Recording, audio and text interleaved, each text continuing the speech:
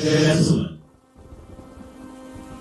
my name is Keen Decker, and I'm here to invite you to an evening not like most others. An evening where 4 streamers are pitted up against one another in hopes for fame and fortune. Will one streamer rise to the top and unlock fortunes like no other? Or will they all fall victim to the horrors of Marth's Dungeon?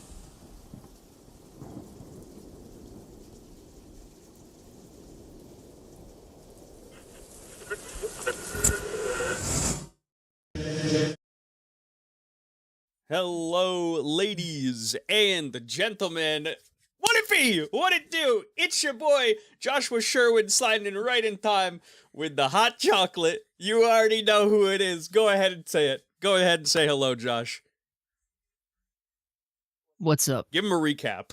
Come on. Let's hear it. A recap. All right. So, started all the way back in the beginning. Yeah.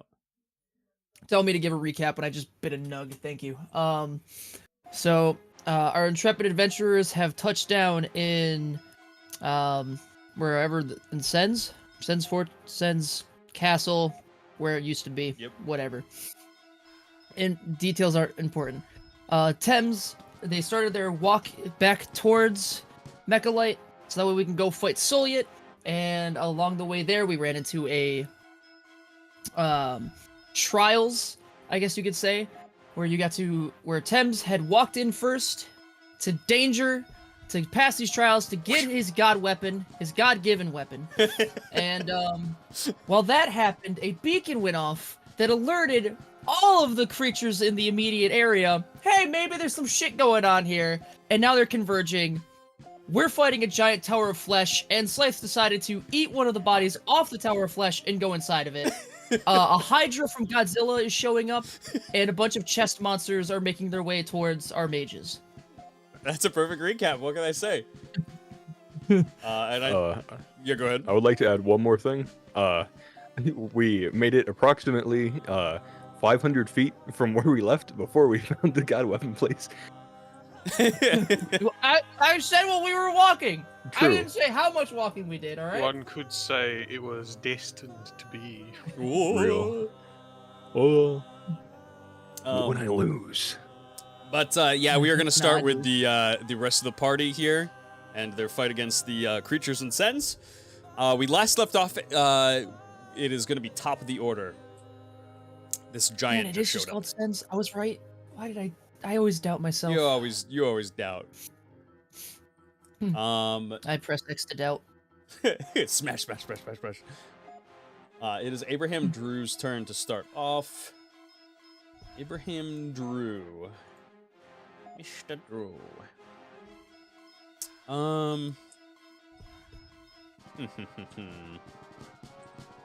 He is going to... What is he at right now? 76 souls. Caster gains plus 6 soul damage on each attack. Okay. What do we have for his bonking weapon? Yeah, it's a very good bonking weapon. I'm gonna have him actually go towards the Kravla Yevhen. This marks, I think, the first turn of his egg. Or, sorry, his pearl. So he has 2 more turns left after this.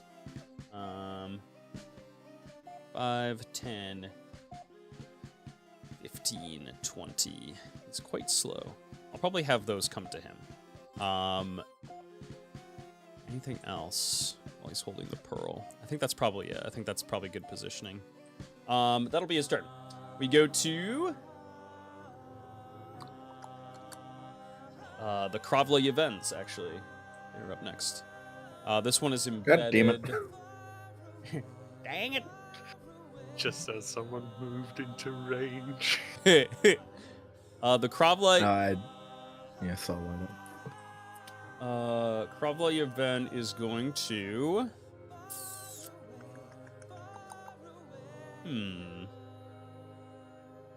It's gonna stay inside of its chest for now, this one here. Yeet. And it is going to use Fiendish Contact to move its boneless arm through the ground. And then as an action, it can attempt to launch from the ground and latch onto a target. If struck, 1d4 of the target will be stuck to the arm, and the Kravla Yevhen will gain plus 20 movement towards the target. And if the arm is stuck to the target when attacked, the Kravla Yevhen will heal for half the damage that it deals. So it is going to appear right below Mr. Abraham Drew and attack him for 1d4. It's got to hit first. Nat 20s. You put Abraham Drew in this position. I really did. I put him right there. The nat 20s on the d4. He's going to be taking 6 strength damage. Where's that boy at? And that's going to come off his armor. Oh, I forgot to put it on loop. Oh no. It's just quiet. It's just quiet. Man, You're really quiet. you're really really killing it. Really screwing the pooch. There we go. That poor pooch. And that is its action. That one is going to have to end its turn. This one that's still outside of its chest is going to crawl 5, 10, 15, 20 altogether. So 20. It's going to come right up here. It's going to use its bonus action to move its arm.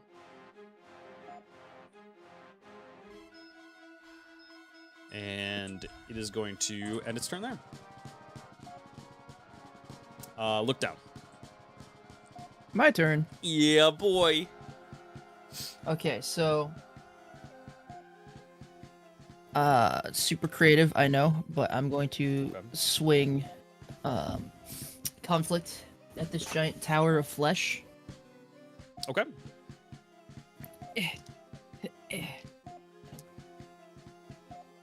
I rolled a 19. 19 will definitely hit. Yeah. And I will hit for... Oh, no. Oh, no.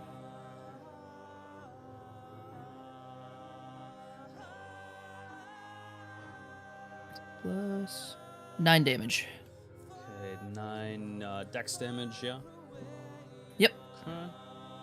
It's gonna... Plus 10 And- from Mark. Oh, yep, true. Let me think here.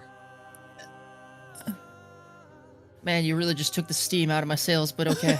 I'm sorry. Really just Oh, showed no, me. you were fine. It was keen. What? Hold on. I'm sorry. I just took a deep breath. I was about to say a thing, and then you said something, and I'm like, all right, you know what? Screw it. Okay, you're good. Go ahead. Am I good? Can I? So anyways, Haste into action. Shut up, Michael. Rolled 8. Yeah. I'm swinging with conflict again, in case you were curious. All right. Well, I know, right? Crazy idea. That is 12 damage, dex damage. All right. And I don't have anything else I can... Wait. How many times have I used... I will use my bonus action to use immense focus. Okay, let's go, baby. And hope that he doesn't make me do a save next turn. I think this guy only makes you do save. Shush. Only saves. Stop taking my steam. I'm sorry. Choo-choo. Did I meditate by chance? Does anybody remember Yes. today? Meditative. Okay, You I have. thought At the so. beginning. Before the That's fight. right. Thank goodness everybody has. That's good why memory. you aren't dying. Fair. And that's gonna be it. Okay. It goes over to Mr. Marth, who is going to... Let me open up Marth's Silmanch's page here. I think Marth is going to attempt to hit it one more time with... Yeah, twice per short rest. Crippling... Oh, sorry, Yep, crippling disarm. Marth strikes the target, weapon handling arm, so it's going to hit another one of these arms. It needs to... None of this matters, it's just going to striking it. Target must then roll a con saving throw of 12 or higher, or their entire arm will go numb for 2 rounds. So, one of the arms is currently on 1. Let's see if it has to go for 2. It rolls.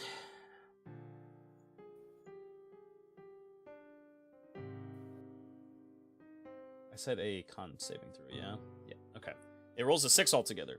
Arm goes numb. Marth rolls for damage. Okay. 7, 11. 7, 11. Okay, yeah, that's 11 strength damage, and then 1d4. Okay. 4 lights. 11 strength.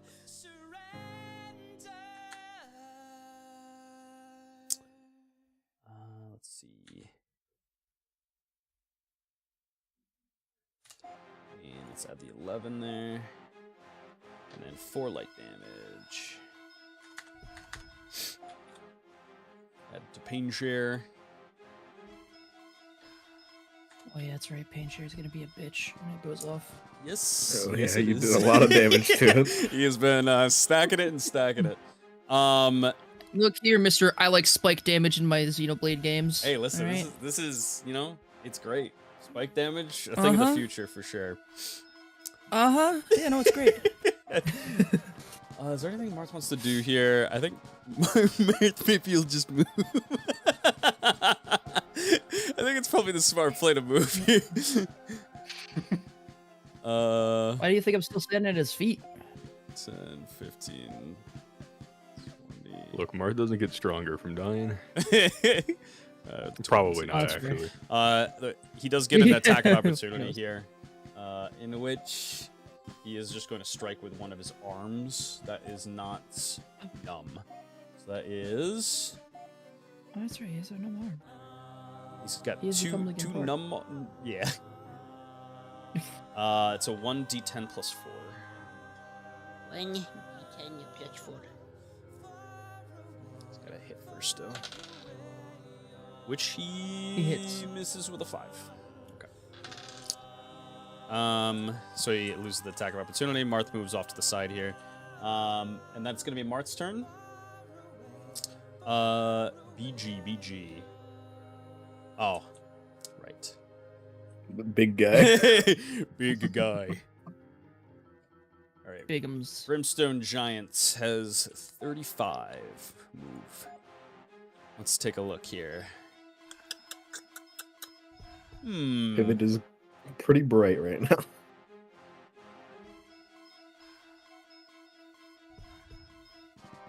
I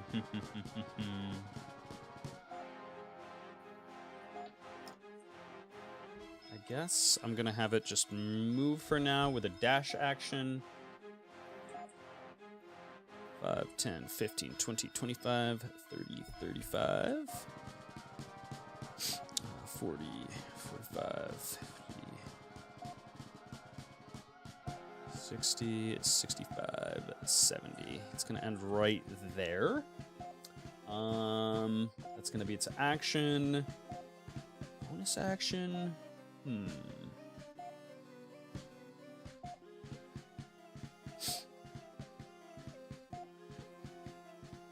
I will note that at the beginning of this turn, before it had kind of a giant, massive kind of curtain that went over its chest and body, this turn it looks like it has inhaled, and that curtain has gone up, exposing kind of the inner parts of this this creature, this massive giant's body, and that is going to be its turn. Oh crap! I screwed up. That's okay. You would never. You take it back right I now. was supposed to take. No, I was supposed to take my Civilian's turn on my turn, and I completely forgot. Ah. Yeah, that So, is a bit Yeah, rough. and I fucked up. Yeah, I fucked up. Yes, it's a little rough. He's got summoning sickness. It's fine. Pivot is your turn. Wonderful.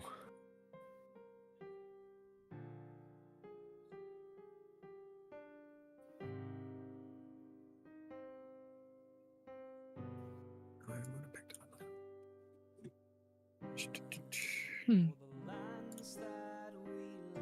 All right. So, for his bonus action, Pivot is going to incant the first arc of Wolful Acceptance. Okay. Yeah, seeing the third thing coming in, I'm like, yep, no, it's time. So I'll make my will save. Yeah, that's a 12. That's another dread point for me. Love those. They are the best. Alright. And then... what else?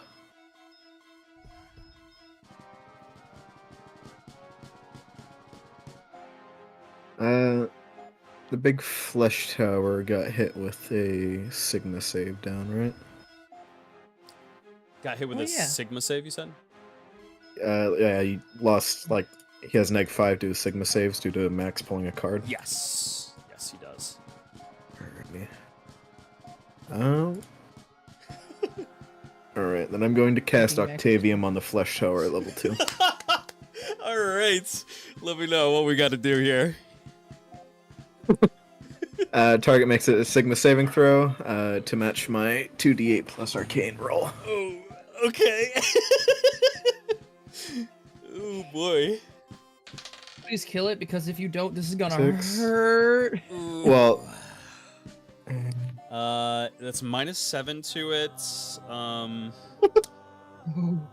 It rolls a 4 altogether. I rolled a 15, so All right, that'll do it. it is now under the effects of Octavium. Ooh, okay. Yeah. And for your information, the music playing is Baby Shark. Baby shark. Just pulled the classic. Hey, Um, that's why they're classics. and drop vital marked by 1 turn.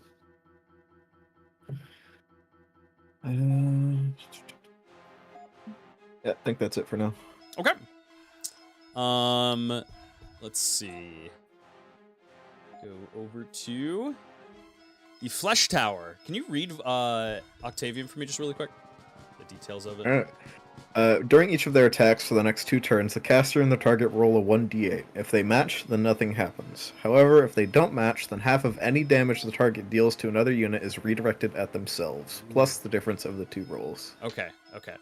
So yeah, this it starts off the turn with the pain share, which we have to roll for. Yes, sir. You're about to share the pain share. Let's shade that pain share. D8. A 3. I rolled a 1. Okay. So what I need everybody in.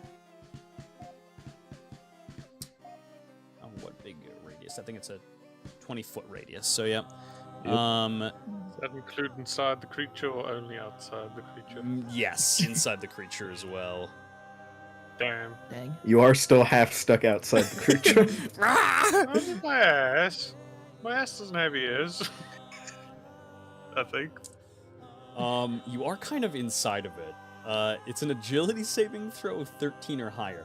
I will give you the option to either be kind of ejected out of it if you want to agility saving throw and make the agility saving throw, or if you want to stay inside of it, it'll probably be an automatic hit since you can't really dodge out of it. Up to you. I will be ejected out of it Okay. purely on the basis of the sound rumbling me out. So everybody give me That doesn't sound good. look down, and Slythe will give an agility saving throw. Let me know if it's 13 or higher or below it. It is a 23. Okay. Go 16. 16? Okay. It did that thing where it was like 5, 18, and I was like, oh! So this is going to be a quarter of the damage and then halved. So we're looking at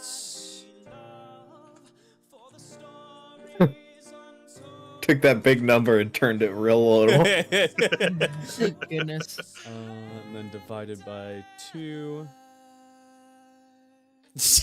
You guys are going to take a whopping 6 damage each. Hey. Oh, damn. Uh, That means I take armor 3 still damage. stands. Half the damage that it deals from the regular attack, which would have been 12. You said half of it's redirected at it? Yep. So it also takes, Plus the difference in the d8s. So plus 2 mental damage. Okay. Let's see. Knock that off its HP real quick.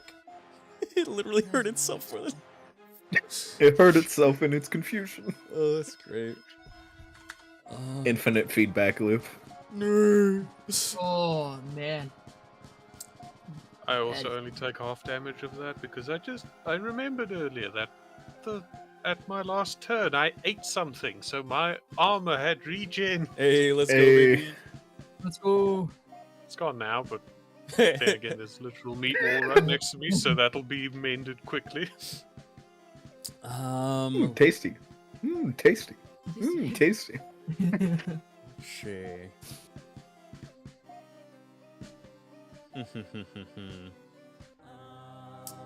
So you did open it up.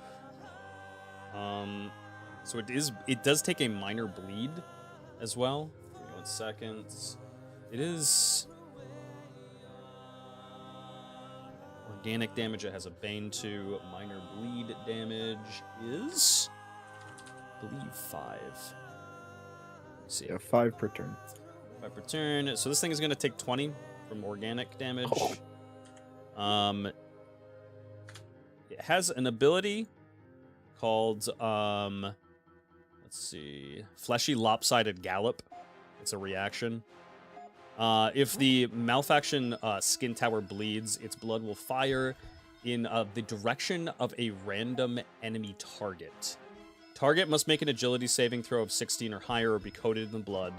The Malfaction Skin Tower hones in on the target and it becomes ravenous. Its next turn, it gains 30 movement towards the designated target.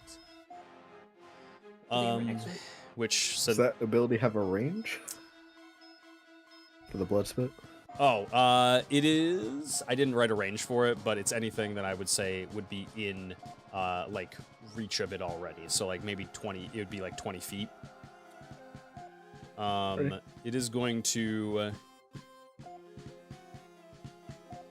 It is going to squirt at. Excuse me? It's gonna squirt at. Look down. Give me an agility saving throw. I kind of figured that was coming.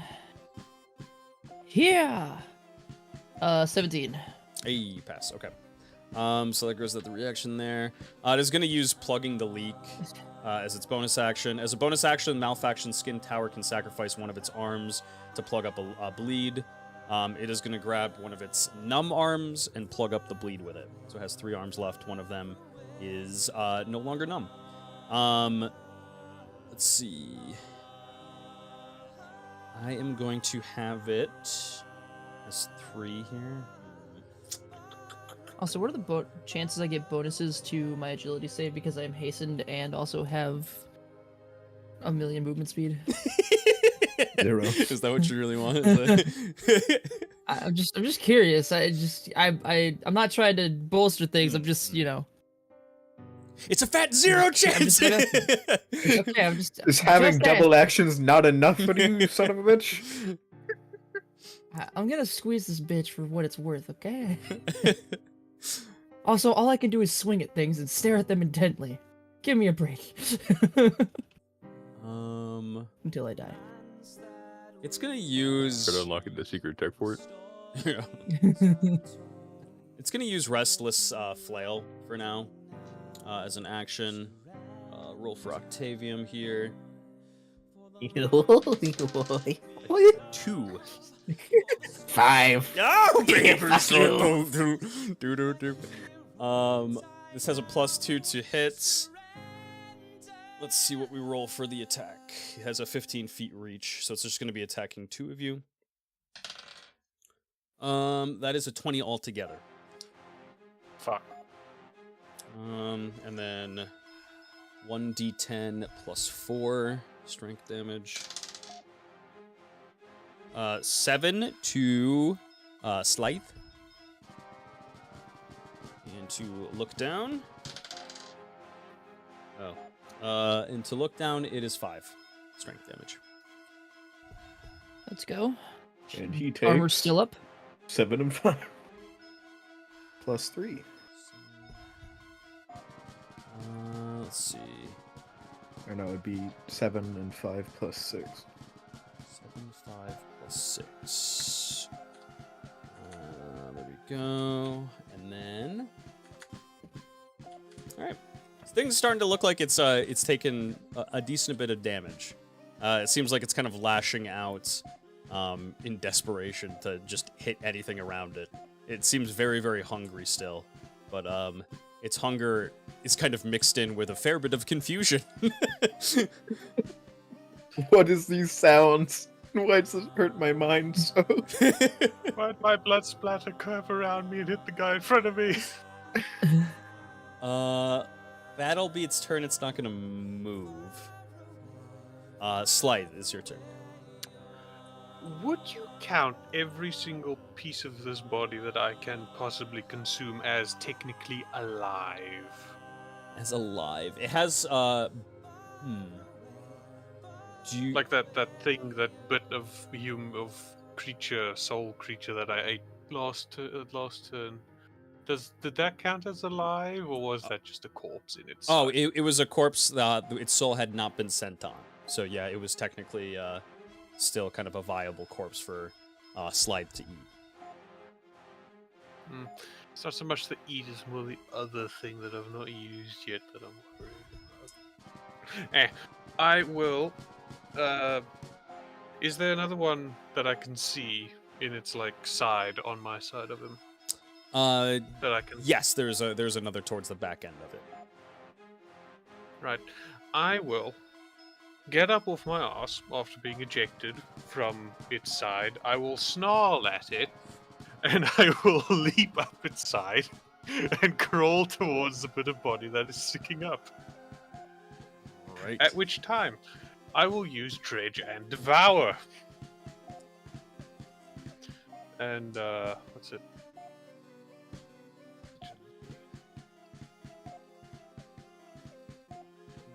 I'm just reading it again.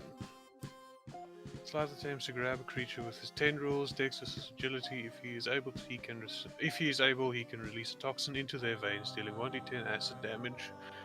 A lot can devour the creature whole. No, can't do that. I can devour the bit whole. I can't devour the creature whole. Right. You could. It technically doesn't belong to its actual flesh tower body. But you can definitely devour that. It doesn't really have any feeling in that part of its body. Yeah, I'd dredge and devour that bit. Okay. And what's it? It's Dex versus agility. How's that calculation play out? Maybe I'll have it. I'll try to have the flesh tower shake you, as you're coming up it here. Take the baby. Let's see, skin tower. It's agility. Oh my god! It's a least it gets 6 roll. on the agility. That's a pretty good roll for it too. Do I roll mine now? Or? Yes. Yep. Dex check. Dex check. I get a nice 17. Yep, that'll do. I grab that piece, I hit it for 4 damage. For acid damage, as I don't know, inject acid into it through my spikes. At which time I will eat the corpse with my bonus action, and I will leap off as I disappear into nothingness. Big old poof. An automatic And that stealth is- check. Man, this guy just shows up, eats things, and leaves. Yeah, that's the basis of Ideal. that do be Slythe. Anything else with your turn? I'm gonna move about 10. No, I'm gonna move. I'm gonna move up onto that wall to its north. So then If I still have the movement, I mean. 10. You're gonna take half your normal movement to climb. What's your? What's your launch? I don't know how. My launch is 9. Oh wait, you already No, bonus action. it's Never mind. 7. So you move. No, 6. 5, 10. Yeah, you can get on top of it. Yes, because these are 10 feet. And tall. I will more or less stay there as I heal in my shadows. Hey, let's go. And Also, I just ate something, so that restores the armor. yep, pads the armor right back. It is Max's turn, and Max kind of like gives you like a big smile and like a thumbs up as he like turns his head and then focuses back in on the monster to you, Pivot. He says, "What did I ever say? These cards, they're great, baby." He's gonna pick up his axe and with a renewed confidence, seeing that this monster is very confused and kind of wobbling around a little bit, he's gonna make his way towards it. 15, 20. He's gonna, you know what? It's time. Little oof. He's gonna put a little oomph on it, baby. All right, No. Maxwell. He's gonna hurt himself. I really hope he does not. All right, a little extra oomph. Max can attack with a little extra oomph, dealing an extra 4 damage on strength weapon attacks. However, he must make an agility saving throw of 11 or higher or trip over himself when he goes to make the attack. All right, come on, baby. Come on. Even that agility save. He rolls a 4 on the agility save. He falls Oh, no. right on over and is going to be prone on the ground, unfortunately. Well, Maxwell, what the hell are you doing? I think my shoe is untied or something, man. I don't know what's going on. It's all this armor. It threw me off. I'm not used to fighting with, all these crippling disadvantages, you know? You just hear on the wind, like not from a specific direction, but you just hear, "What armor?" And that is unfortunately Don just looks confused. Maxwell's turn. It goes back to top of the order. Abraham Drew. This is turn 2 on his egg. Or his pearl, rather. I don't know why I keep calling it an egg. It's like the dog situation from fucking Reddish all over again. Dog. It's a dog. What the dog doing? What the dog doing? What the dog do? He is going to... Oh, that would kind of do. What is he gonna do? Well, maybe actually it won't work. Spells. Oh yeah, he's beginning to believe. He's going to... That's the problem with the Max. Hasn't started to believe enough. 5, 10, 15. He's actually going to move up to this Kravla event, and he's going to bonk it with his nature's scepter. It is... We'll give it a little bonking. 11 to hit, which is the weaker one. It does indeed hit. And then it is going to be how much damage here? 1d8 magic, and that is going to be plus his 3 soul damage. Okay. So it's going to be 3 magic, 3 soul damage. It has has an immunity to soul damage. Magic is taken though off the armor. 3. From the mark.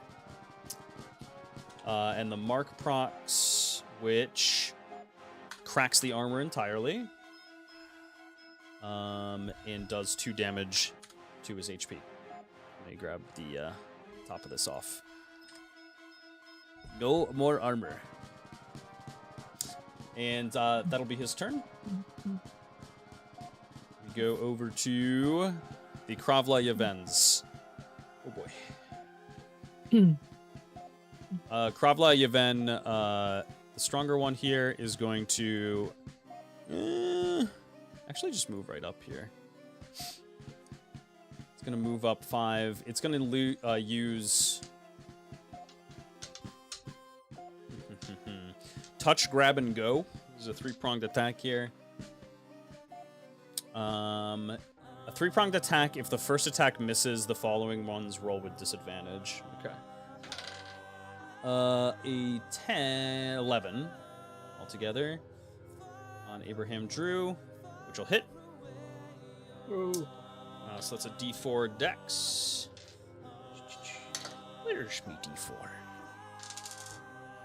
That's 3 dex damage.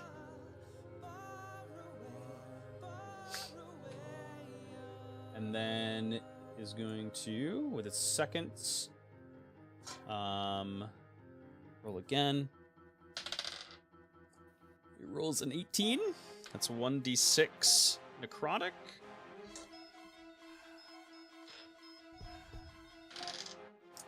Four necrotic damage.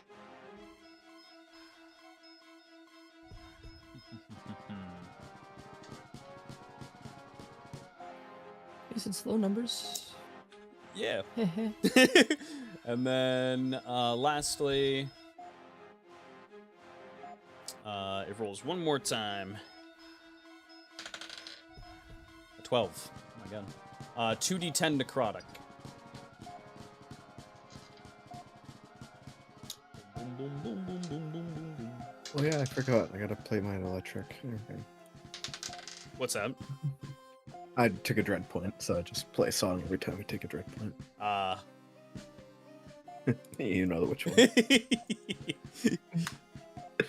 Abraham Drew's armor is gone. A little bit of damage goes through onto him. Again here. Okay. And that'll be that one's turn. The weaker one, I think I'm gonna have it use... Hopefully I didn't use this already. Or use the main one's turn. Hey, perfect. It is going to use a spell called the Burden of Wealth. The caster enchants the gold in the possession of a target. The target must roll an agility saving throw of 11 or higher, or dump their gold from their pockets. Oh, sorry, to dump the gold from their pockets. If failed, for each 100 gold, the target is sapped for 1 strength saving throw, and check. Oh, sorry, strength saving throw and check for the rest of combat. If the gold is over 1,000, the target is firmly embedded in the ground by the sheer weight of the gold, and will not be able to perform a movement action on their next turn. I cannot stack. Texas be like. It's an agility saving throw, Mr. Drew. How much gold we got here? La. Probably not a lot. Ooh, 5 schmeckles. It's a 14, so he does manage to dump the gold out of his pockets. He dumps 300 gold onto the ground. And he will not be affected by the spell. We found the anti-Alice creatures. Ah! Thank goodness she's not here. Oh, I wouldn't say it's a good thing, but It's back to Look Down's turn. Okay. So the creature to the south, right? Yes. Does it have a lot of eyes? Has a lot of heads, yeah. Okay, but each head has an eye. Mhm. Okay. Perhaps. So well, you keep saying like it's very uncommittal. The thing doesn't have eyes. It does indeed have eyes, yes. Okay, 2 eyes so per I'm head. gonna have the Civilonian go down and to the right underneath the archway. Down into the right underneath. So, in here you said? Yes. So in there. Oh! Civiloni, what are you doing? It's really the move. 15. Bringing pivot with them. Okay, so just a little to the left, so he's behind the wall. Up to the left side? So yeah, so line of vision, line of sight, right? Mhm. Pivot and Drew can't see me, right? Because there's a giant wall in the way. Yes. Okay, cool. Pivot. I'm gonna use Iris Shattering Rock Gazer. Ah, I see what you're saying. Oh, Okay. All right. Any target that is looking at the Civilian must make a con saving throw of 14 or higher,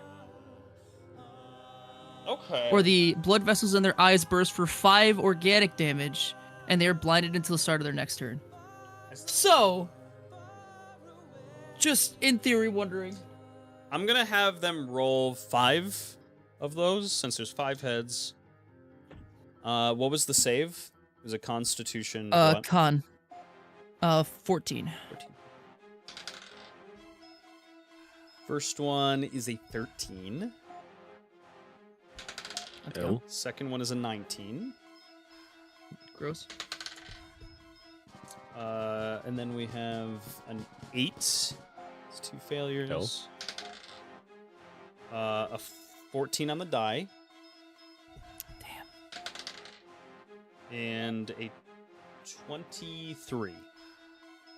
Okay, Oh. so 2 failed. 2 failed and are gonna be Damn. blind. That was 1 and 3, right? As I counted. What? First yes, roll the and first second. and the third one. Or third, yeah. Yeah. Okay. Yep. Good to know. They take a total of 10 damage because it's 5 damage per organic. I don't know if that matters. 10 Probably will. 10 organic, you said? Yep. Okay. And those 2 heads are blinded. And then, oh man, as a bonus action, I'm going to become. Oh, the Civilian's gonna go into shadow form. Okay. And that's gonna be the Civilian's turn. And for you. It's right. So now I am going to use my. Oh boy. So is Maxwell technically prone, Yes. or is he just? Okay, I will use one of my actions to just lift him up. oh, thanks, buddy. I don't want to see this thing have attack of opportunities on or Maxwell. And then I will use my hastened action to stab conflict into the side of the thing. Oh wait, sorry, I forgot. There was a question I asked at the end of last episode. Okay. Can I run straight at this thing so fast that I run up it? Oh. I will allow it should you give me an agility saving throw of 13 or higher. Uppies. On the dot. Okay. Yeah. So I just start running around in a circle around it, and then as I catch enough speed as I'm going around Maxwell, I start running up at a curve, up and around it, and just start climbing up the top of it, just stabbing conflict into it, and just running the blade all the way up it. Motherfucking Shadow of the Colossus. Yeah, that's what I was thinking. That's pretty awesome. I can't even lie to you. I rolled a 14. Oh, how tall is this creature? 30 feet. Yeah. I make it to the top of it. Right. Because I have a free movement action on top of what I'm doing, so... And I'm hastened, so I got like 80 movement just at base. So I think with 160 feet of movement, I can run up the thing. Boy howdy, this is stupid, and I love that you let me do it.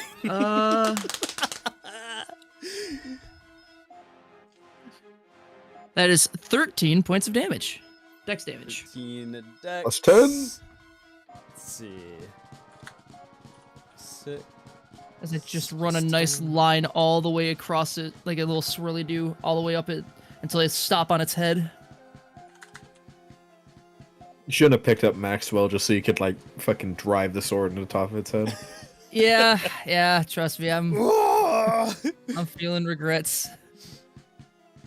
All right, perfect. Trying to see if there's anything else I can do with a bonus action, but there is not.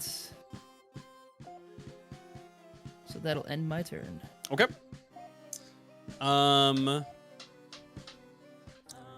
Let's see. It goes over to Marth, who is going to...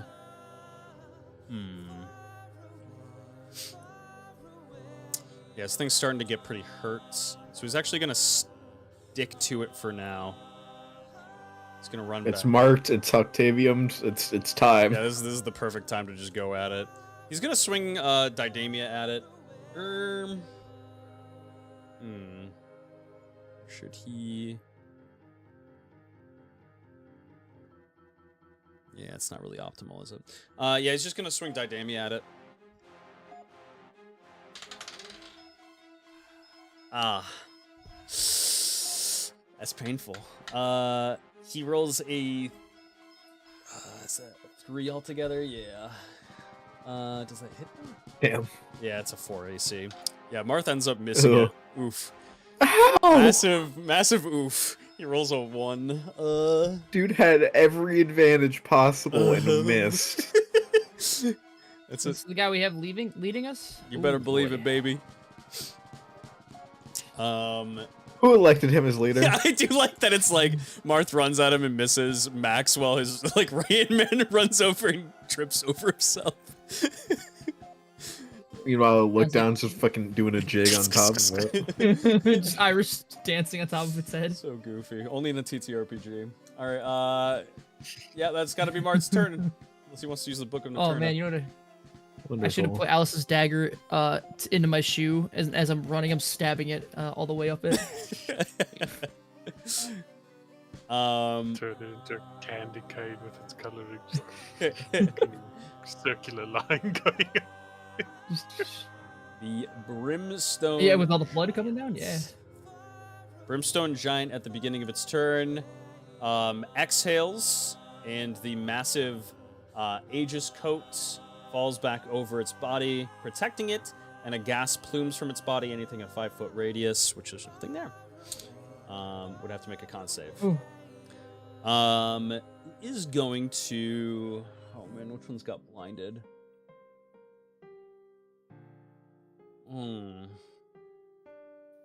The first head and the The third. third.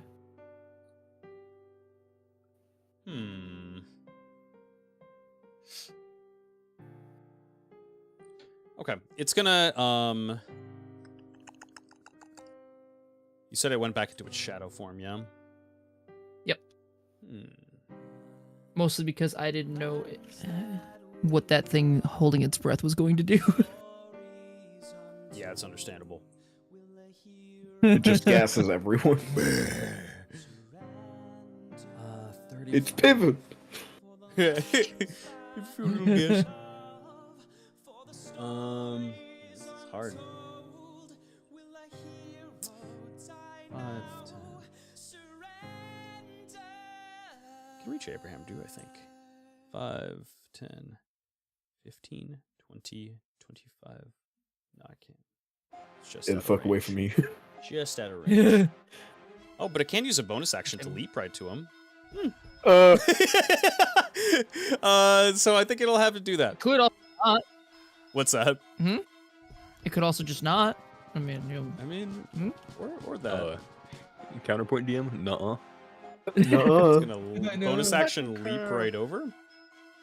Oh god, Abraham, no. What's that? Sorry.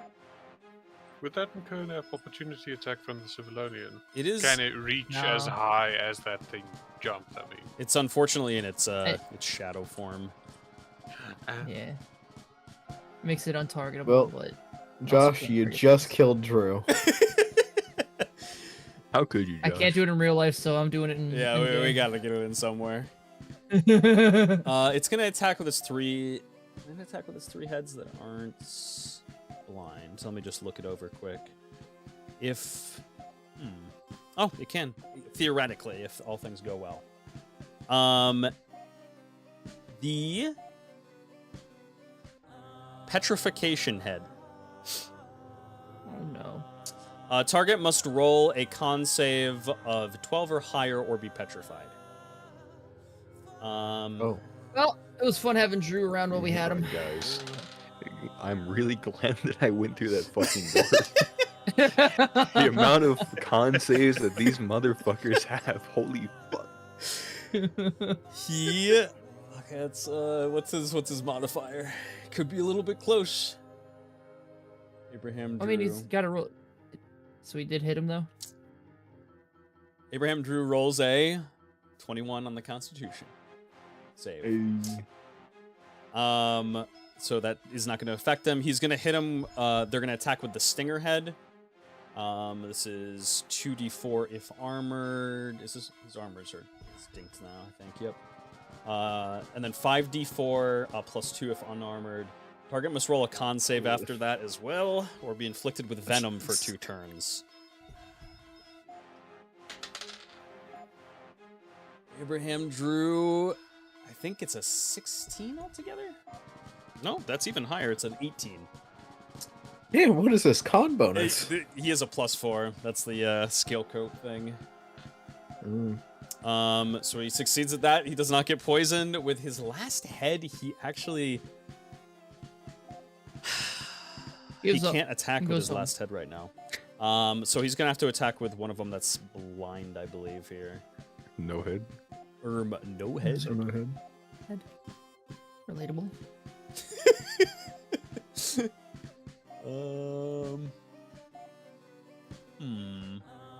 Yeah, it's going to attack with its bashing head, I think. Oh, no. Fuck that. It's going to attack with its snapping head. This is... Let me look at the blind status. Rolls at disadvantage on any attack that needs to be aimed. Perfect. Also, rolls at disadvantage for dex saving throws and skill checks. Okay. This thing has great modifiers. It rolls a 14 altogether, regardless. That's 3d4 plus 3. No, it's not times. Okay. Sorry, Abraham, I fucked up. 7. You really did. That's on me. 11. He is going to take 14 dex damage. Unfortunately, that is going to be it for it. Damn it. Tack that on. See, unfortunately. Yeah. Fire and brimstone. Okay. Abraham Drew's getting a little banged up, but that's okay. That's going to be that's turn. It goes over to Pivot. The temptation to spell read right now. But it takes my bonus action. Oh, man. That's fucked up. Just tell Drew to cast all of his spells at the castle. Do I save Drew, or do I get the money spell? I mean,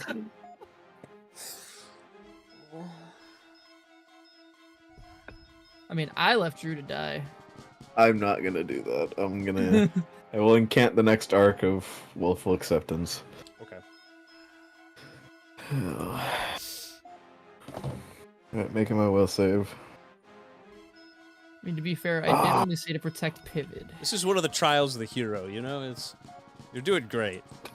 Resisting the urge to collect spells like fucking Ash Ketchum. That is a 17 on the will save, which is just one short. Oh. One more dread point. Someone kill Thames, quick. Oh no. No! Alrighty. But the second arc is now active, so with my free level 1 spell, I will cast Promise on Abraham Drew. Oh. Huge. So he'll probably survive one more round. Maybe. Question mark. Drew's No. And then... Let me tick down the timers.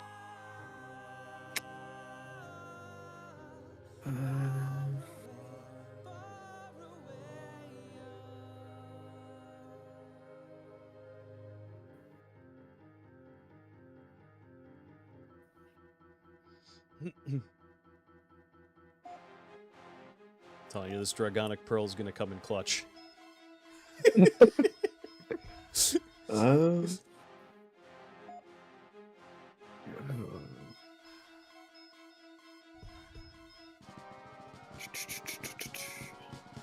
Yeah, I'll cast another level 3 Vital Mark. Because that just dropped. I will send one at the Flesh Tower, Okay. one at the Brimstone Giant, and one at the Greater Cravier Levin. I remembered the name this time. Let's go, baby. Proud of you. I Alright. still can't. And these are I gotta roll to hit first. okay. Flesh Tower.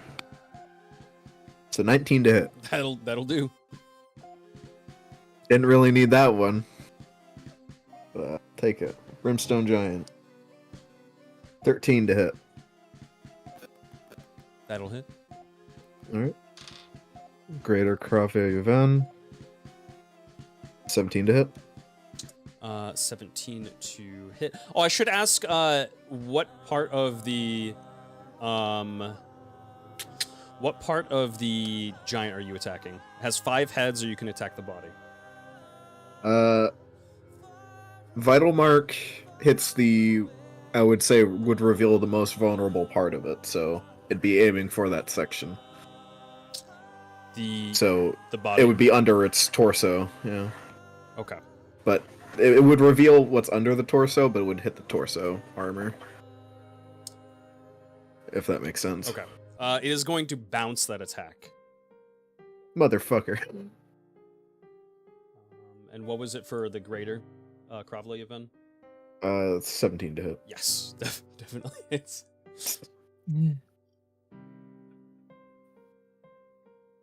Yeah, good to know. Hey, fuck that guy. In particular.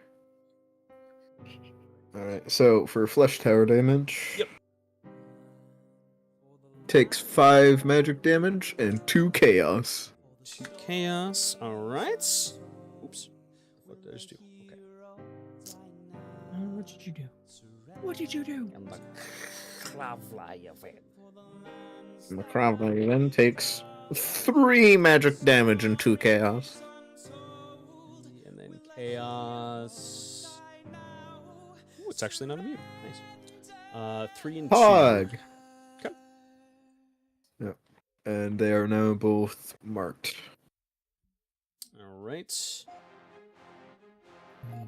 Action, bonus action, first spell. Yep, I'm good. All right. We go to Flesh Tower. Flesh Tower, first of all, is going to. It's got to roll its. Octavian. Octavian. One of these days it's gonna match 2.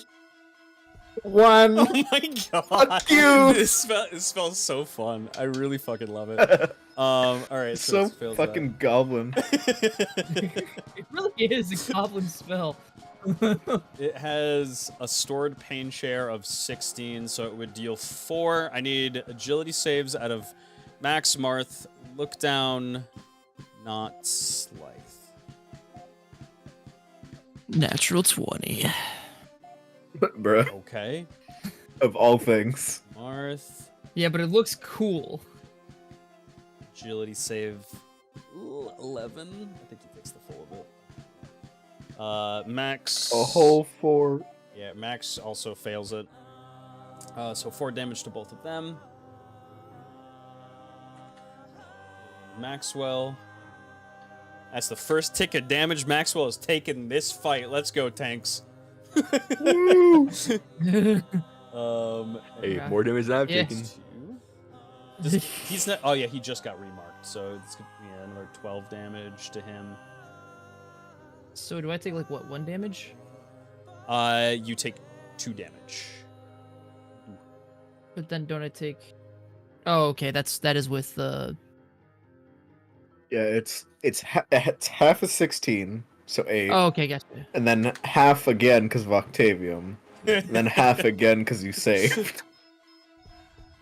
I want you to know that was my armor on the dot, so I Hey. now am out of armor.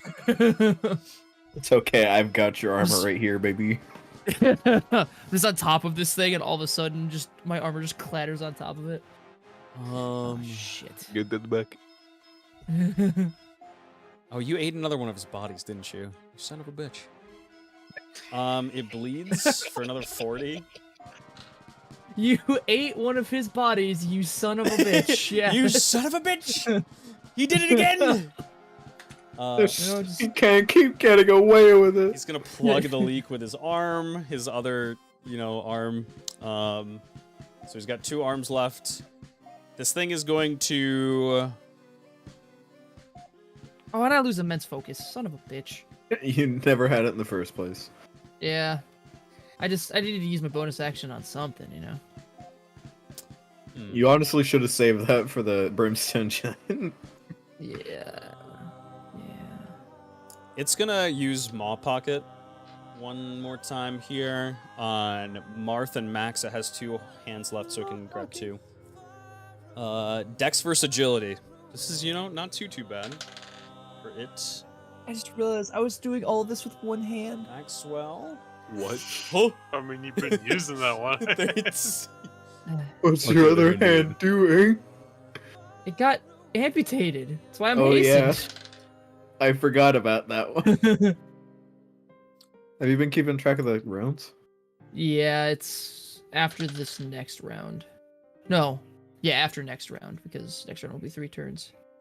Now look down 'Cause we- Canton Goon the entire time. Yeah. It does grab a hold of Marth. He rolls a 2 Uh-oh. altogether.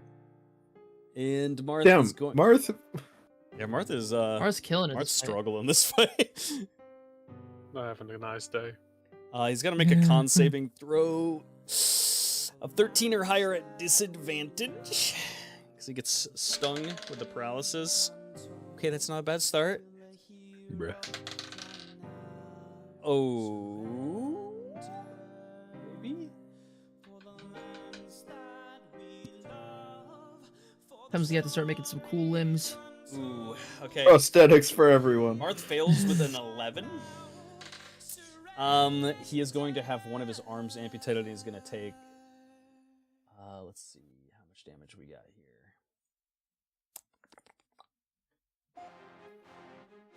I would say everyone's showing solidarity, but mine just got fixed, so... Y'all can keep that solidarity. I don't want it. He's going to take 5 impetus damage to start off.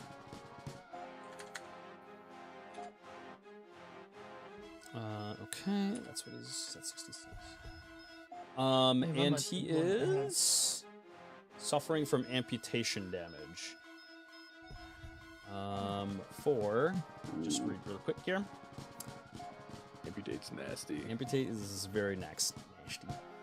Have a limb severed, taking amputation bleed damage. They are then spat out and will drop from paralysis at the beginning of their next turn. If not retrieved, the limb will be devoured after 4 turns. This limb can also be reattached via healing magic. Should it not be after those 4 turns, though, it shall... Actually, no, I had it set for... I have it written down somewhere. But it's like, I think it might be like an hour. It will be pretty much unusable. So we got 4 turns to get that thing out of its stomach, and Martha's going to be suffering that amputation damage. However, he also needs to take... since he damaged Marth, I need to roll for...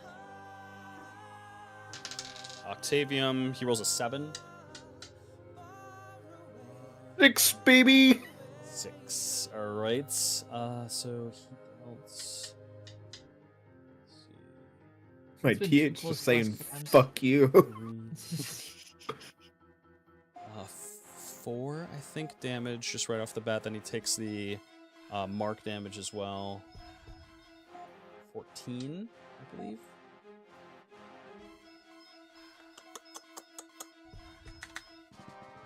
Okay. Yeah, the skin tower's starting to look a little rough. But he is satiating his hunger, and that's all that matters in life. And that's going to be the end of the Flesh Tower's turn. It goes to Slythe. I will leap from the goddamn wall, full speed into the side of that fucking flesh tower, and yeah, aiming for one of the neck, for another body I can see protruding from its side or whatever. I'm not gonna lie, I thought you were gonna take this opportunity to eat Marth's arm. No, it's inside the How? pocket. It's in the middle of the thing. It's in the gooey center. I have to eat the crust first. Oh my dear lord. Why'd you call it that? Because I could. That's why. It's like a brownie, you know? It's not wrong. Yeah. No, that's actually accurate. A very overcooked brownie. if you will. What's it? So that's roll with. I'm not doing the fancy stealth attack thing. He's not got good enough dex with it. I'm gonna hit him with a Crocsable Lash. Just like whipping it as I appear from the shadows. Give me that with advantage on the attack. Yeah. Oh, wait, no.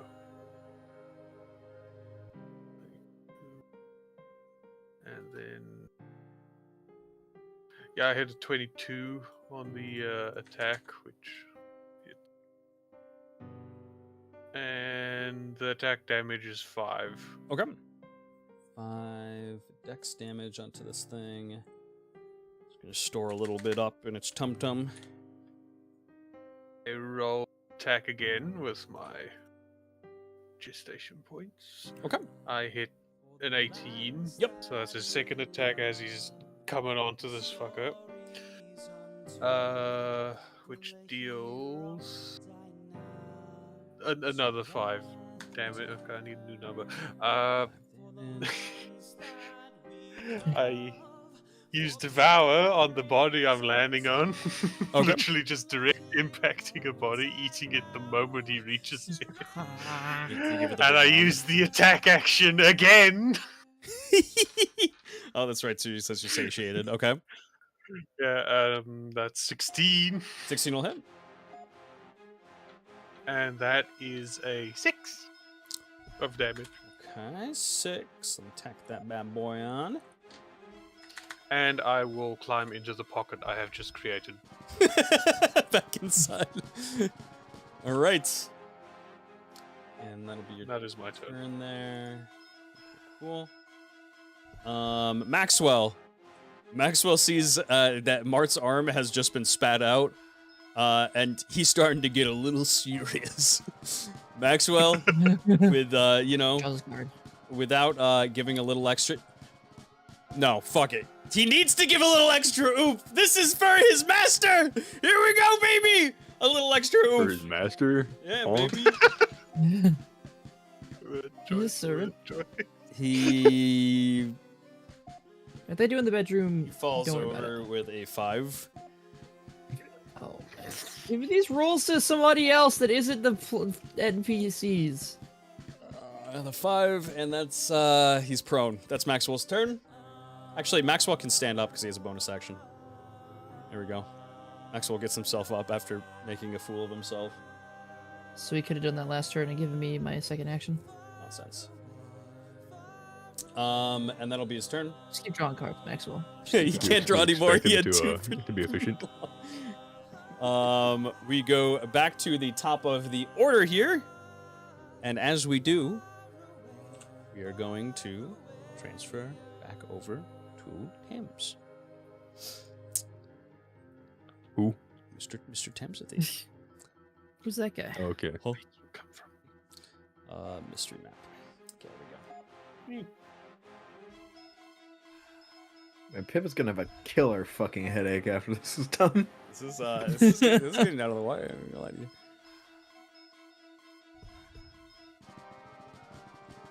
Don't worry, look down will be the only survivor. Him and Thames will go. Actually, no, Pivot should be fine. Pivot should be fine. Yeah, pivot should be okay. Bro, he's Oh. next to a fucking Hydra. Yeah. Pivot should be fine. I'm next to a Hydra. I have no spell points. I'm at 8 of 9 dread, and And he only has fucking bad weed. yeah. You know, it's not going great for old Pivot. Marth failing all those saves was pretty fucking rough. Yeah, and now I have to spend my next 2 turns saving Marth's ass, or he's gonna die. Oh, God. Then I'm gonna have to spend more spell points bringing his ass back. So, chat, how's everybody doing? Isn't that just Pivot's job in general? Has to waste his time making sure Marth doesn't die. Yeah, pretty much. Nonsense. The babysitter. No babysitter. I'm that really fucking, like, just dead tired castle physician. Just like, alright, what the fuck happened this time? Really over these weird injuries. You're missing an arm. Good job. What did How'd you do get that? up your ass? Do you still have it? No? By Alright. a flesh tower. How mold is it? Scrolling. We back at it, baby. We so back. So we last left off in this combat with Thames guttural taunting. I took the liberty of marking the damage that these two have already taken. Close the other tabs really quickly and open up some other tabs. How are you feeling? Don't forget that there's one dude on the bottom on top. Yes, one directly under there. Yep. Ooh, I'm feeling kind of hopeful. I'm pretty sure almost all their con saves I cannot succeed on. You know, I'm feeling good. That's good. You guttural taunted last turn. So these Yep, things and they're all taunted. all have to attack you this turn. We're gonna start with. Can't possibly be wrong. Oh boy. We're gonna start with the 5, 10. Yeah, the Clawtisham Knights can make it up there just fine. So we're gonna go 5, 10, 15, 20. Here. Hello. Clawtisham Knights number 1 is going to use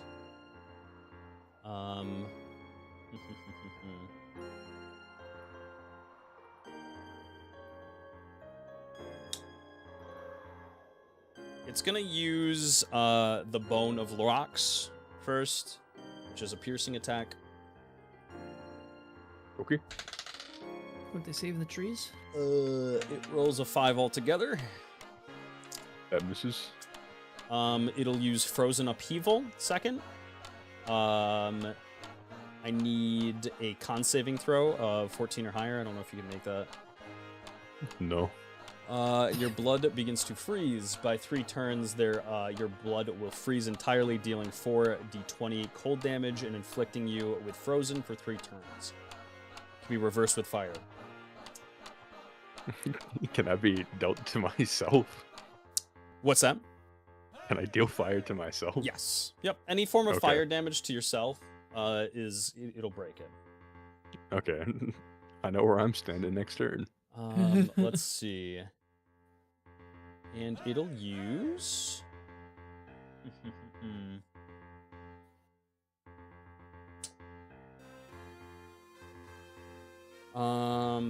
It's gonna use Harvest.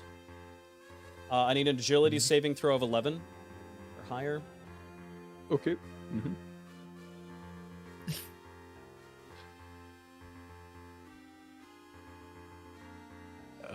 That's a 3.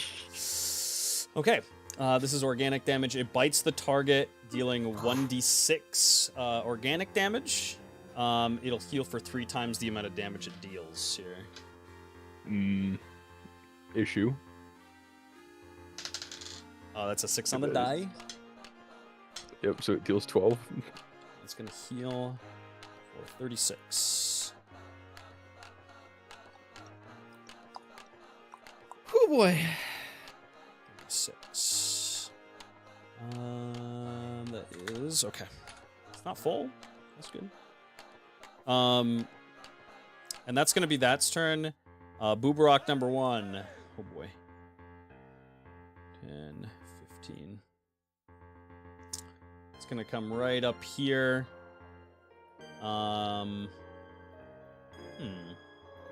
Actually, I'll have it. Yeah, I'll have it go right there. It is going to use. It's going to use. Literally called Poison Wall. The Bobarok inflates its vocal sac and sings. A deadly poison forms in a 15-foot horizontal line in front of it. This deals venom damage each turn something sits inside of it. Can only be destroyed if touched with fire. So... Is he on fire? What's that? Is he on fire? Oh, I he think is that currently on was fire. That is true. So he didn't put that out yet. So he's gonna, yeah, he has to take the fire at the beginning of the turn, which he is weak to. So I think that is fire. Fire.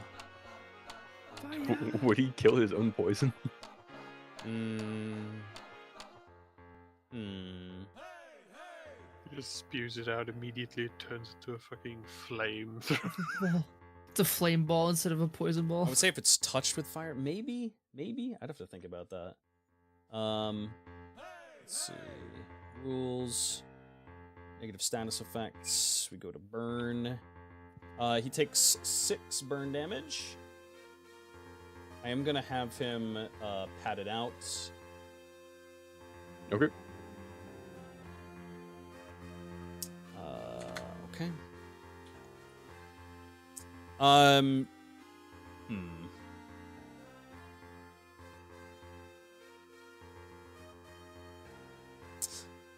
Sure. I'll have the poison wall be broken up with the fire damage. Hey. Even though it was to himself. Let's go. It was in the vicinity though. Second attack, I will have him use. It's gonna use Glutton. If the Bobarok has a target in its hand, which is gonna attempt to grab you. So we'll do that first as an action. Okay. Is that a strength check for me? It's gonna be an agility saving throw. Okay. Off its dex. Wow, that's pretty unfortunate. It rolls a 1 altogether. I rolled the E12. So it is not able to grab you. It is going to use... We'll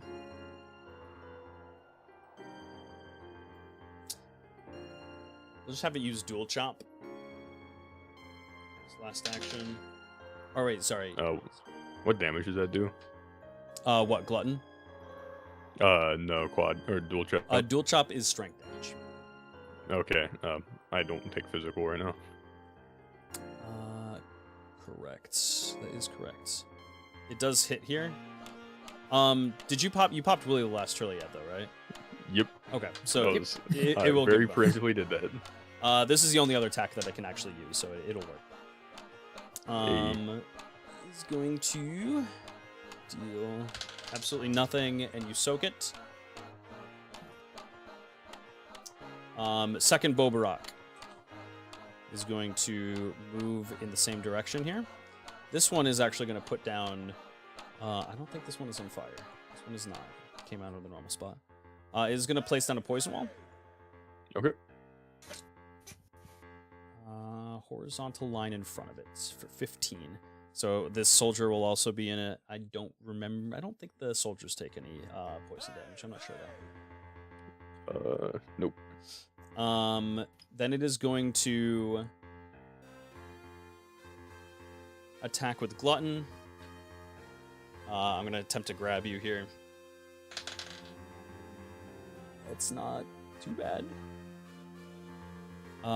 That's a 13. That is a 13 for me. Contested. Okay. So you do pass it. And lastly, is also going to have to attack with the dual chop, or the dual clap. It hits with a, of course, it hits with a 20 here. And Does that mean that I can double? I get double the bonus? Hey, maybe. And that'll be their turn there. This Clawtisham Knight is going to...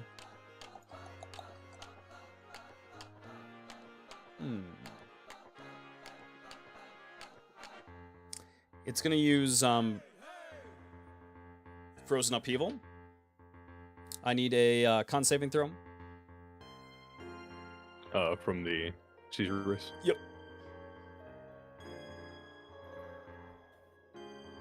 That's a 16. 16 passes. I'm going to have it use Harvest. I need an agility saving throw. Okay.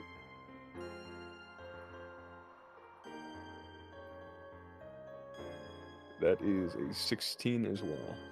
All right. Manages to avoid a scrab.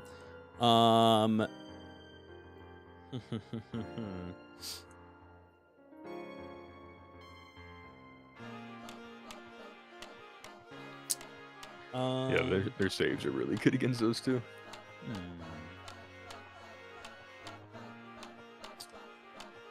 And it is it's going to attack with the Bone of the Rocks. Okay. That is a 15 to hit. That hits. It is 4d12 plus 5 piercing.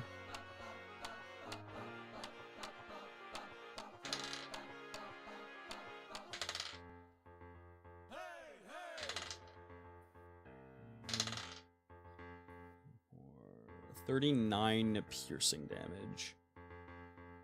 Okay, so would that be 18? It would be Because 20. it's not wearing armor.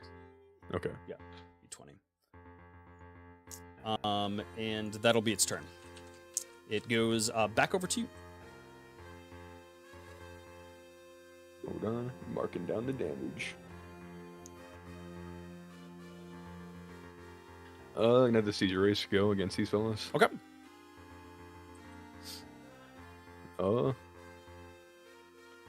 They're going to...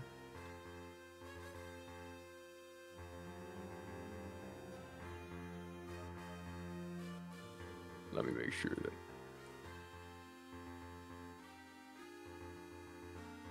that... they're going to use the Sour Note. Okay. It needs to make a Sigma saving throw of 15 or higher. Oh boy. Oh, bruh, it's 14. Okay. Next turn, it needs to lay itself prone until the end of their next turn. Okay, so that's one. They also take 5 chaos. 5 chaos damage. Okay. Then they're gonna bonk with the 4-handed Talon Driver. Okay.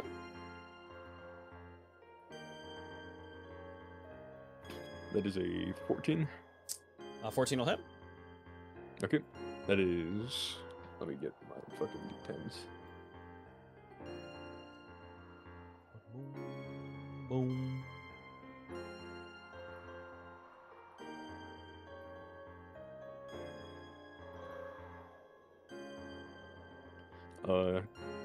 28 necrotic.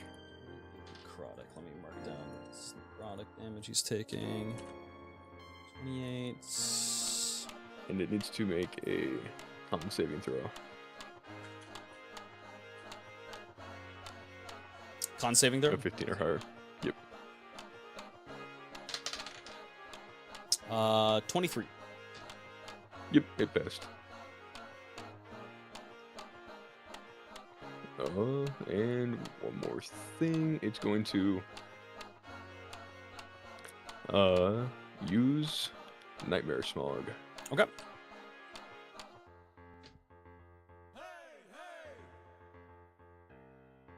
That is a 10 unless the Caesar race have a bonus to attack. Just the 10. Yep. Okay, then it's 10. That it? It does not. Gotcha. Said.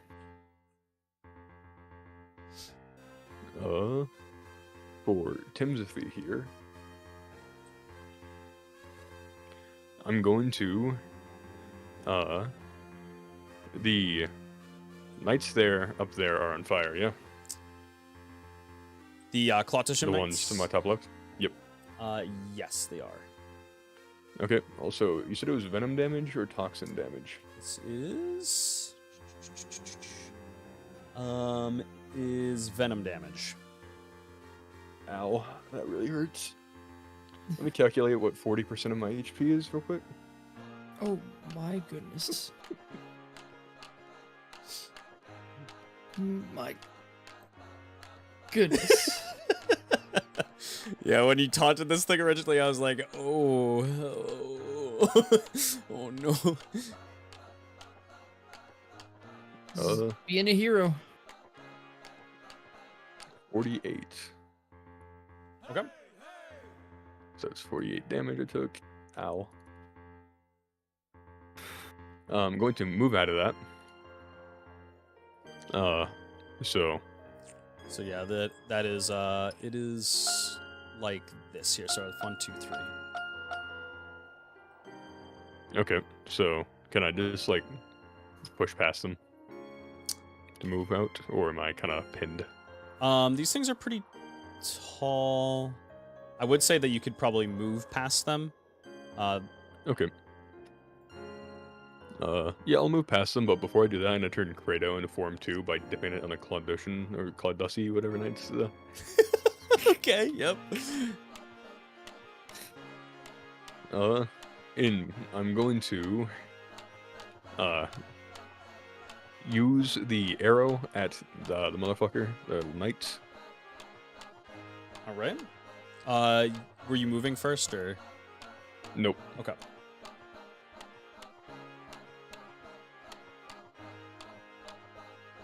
That is a +2 plus +1. That is a 14. Was that? I don't remember. Does it fire with disadvantage that close or no? It doesn't say. Oh, it doesn't. Okay, then no. What was it? 14, you said? To hit, yep. That'll hit. Yes.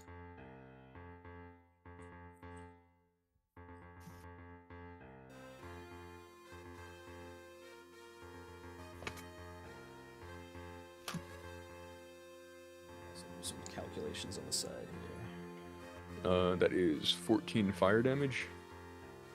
14 fire damage, which it is weak to. 28 fire damage. Okay. And I'm going to attack the knights twice. All right.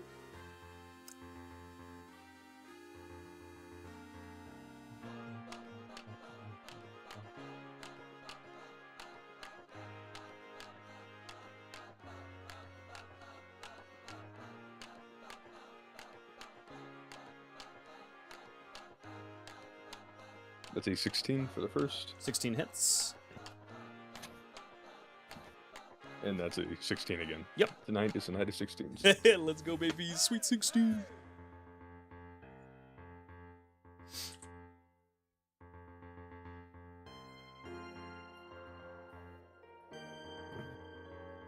Boom, boom, buddy.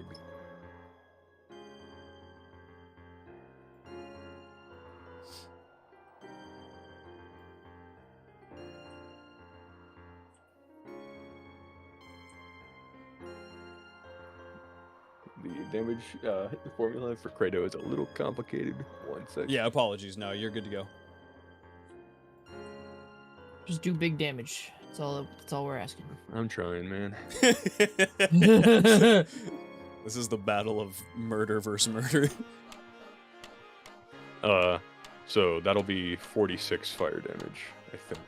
46. Okay, so and then was that pre-doubling? For its weakness for fire? Sorry. This is for the entirety. Oh, of sorry. This is my the Credo hammers. hits. This is the hammers.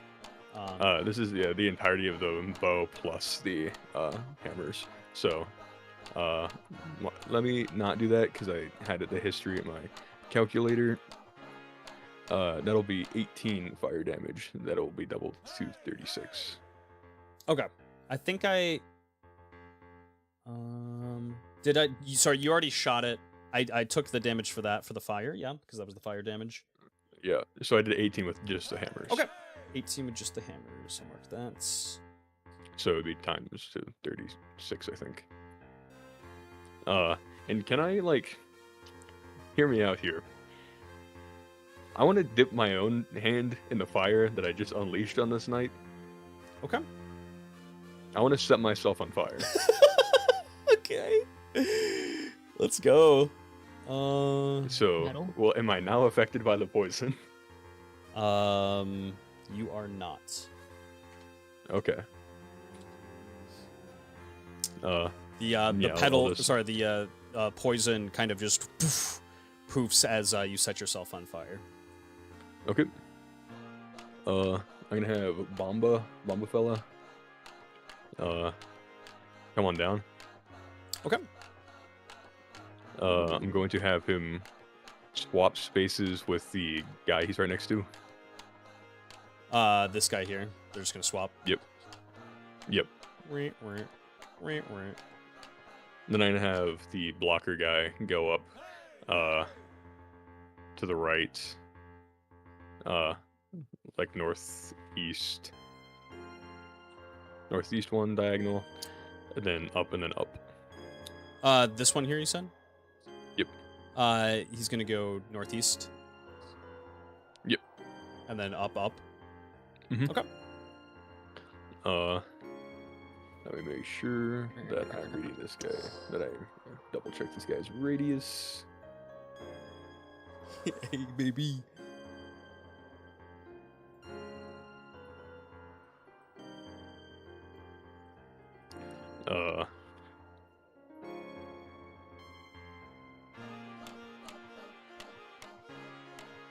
Yeah, sorry that night fellow's got to take the L. He's blowing up. Bomba fella is. Okay, Bombardier be blowing up. Yep. And then... Let's see. Hey, you dropped this. Boom! So I will roll for that. It just does damage. There's no save. Yes. Anything in that radius just takes the damage. I'll dodge a stack of dynamite.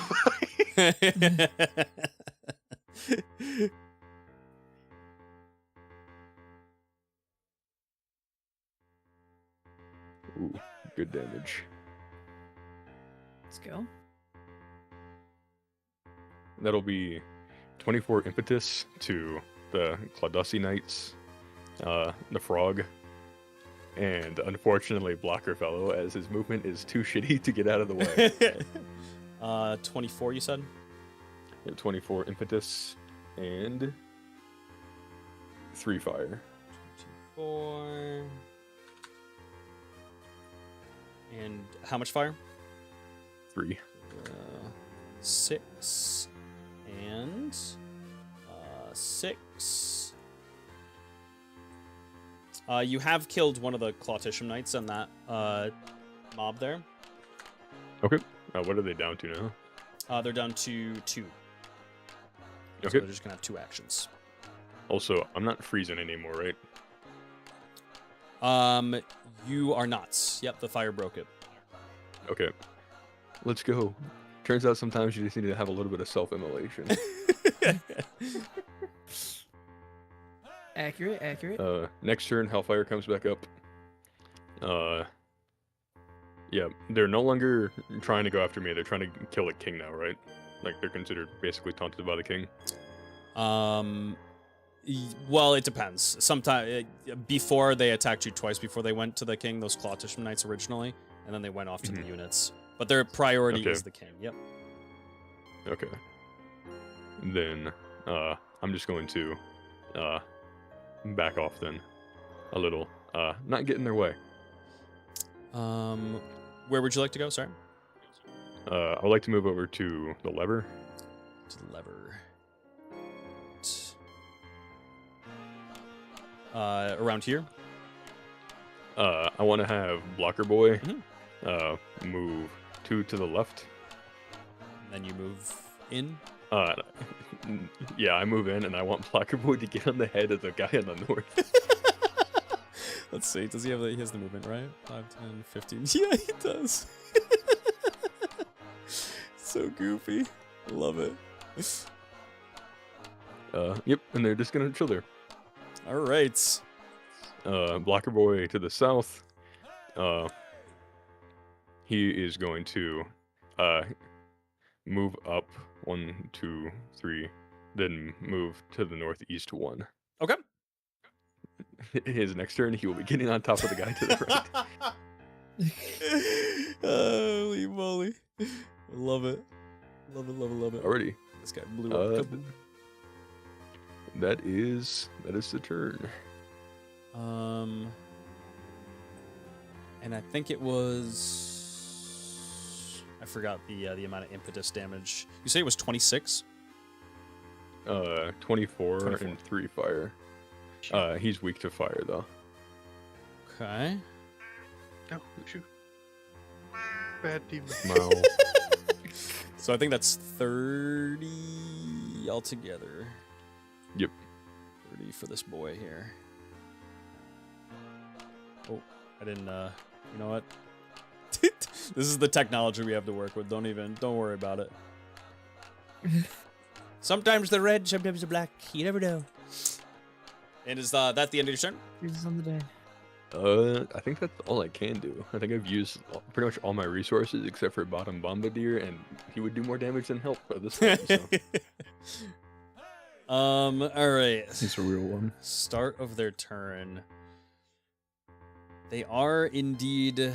Let me just read something quick here.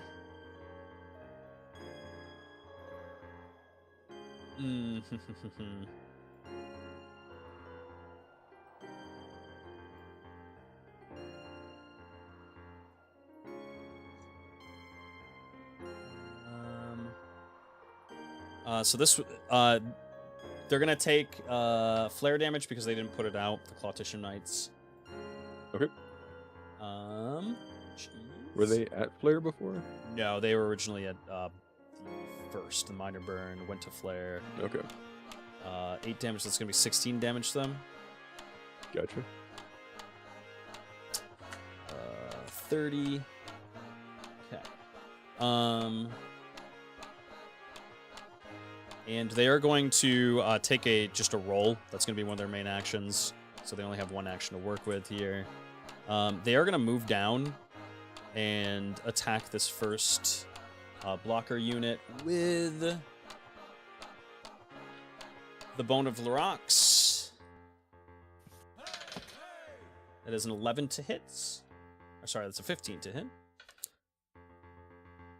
And that's 4d12 plus 5 piercing.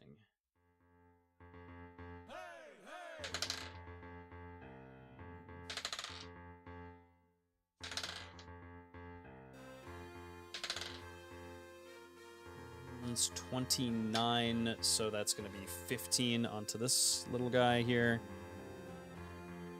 Okay. I think that puts him right at 49, which, yeah, I think he has 1 HP left, I believe. Something in that. Or do they have 100? I can't remember. They have 50 HP. Okay, so this little guy's sitting at 1 HP. I'm just going to keep a mental note of it. That's all that the Clawtician Knights can do. Bobarok is going to do the funny. He is going to...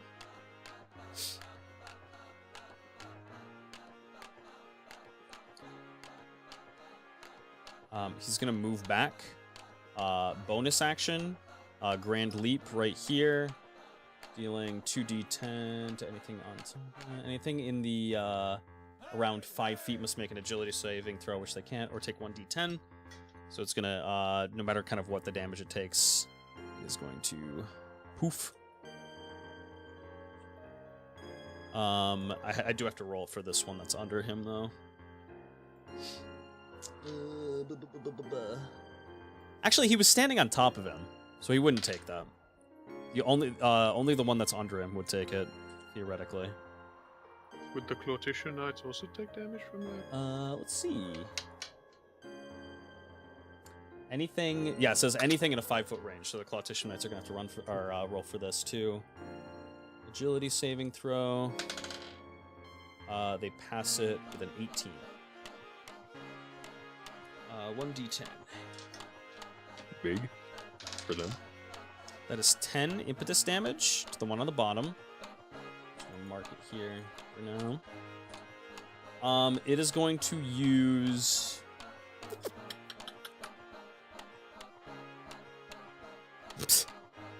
What the heck?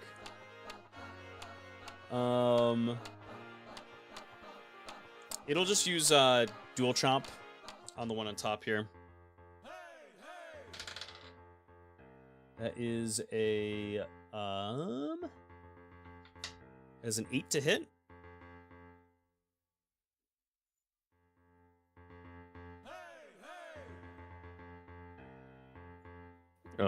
Yeah, that they have an AC of 1. Okay, perfect. So it will kill with the dual chop on the top one here. This one is taken 10. Okay. For its last action, it'll use quad chop.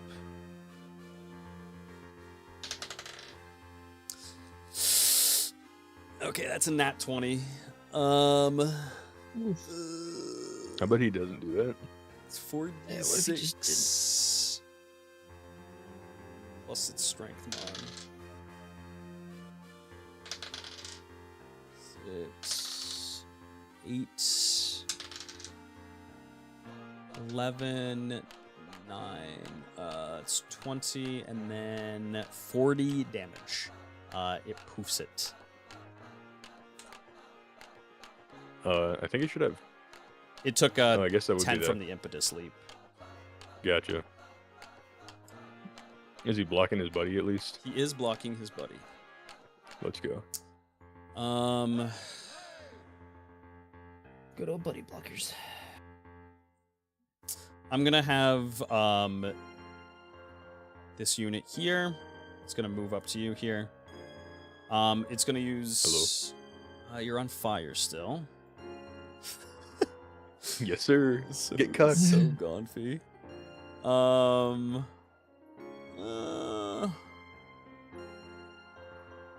It is gonna use glutton. Give me a an agility save. Okay. 13, I think. Hey, let's go. Yep, 13. Then it's an 18 minus 4, so 14. Hey, let's go. Okay, it doesn't manage to grab you. And that's 6. It's gonna dual chop. Okay, I don't take damage from that. Yeah, but it has to hit you with at least one of these. Cool. I just have to see if it hits. It rolls a nat 1, so it's a 3 altogether. That misses. And then it's gonna poison wall right on top of you, and it zoop evaporates. Hey. Clawtisham Knights. One of them is prone for the turn, yeah? Yep. Okay. It's gonna use the Bone to the Rocks. It rolls a 7 altogether. That misses, unfortunately. And then it's gonna use Frozen Upheaval. Give me a con saving throw.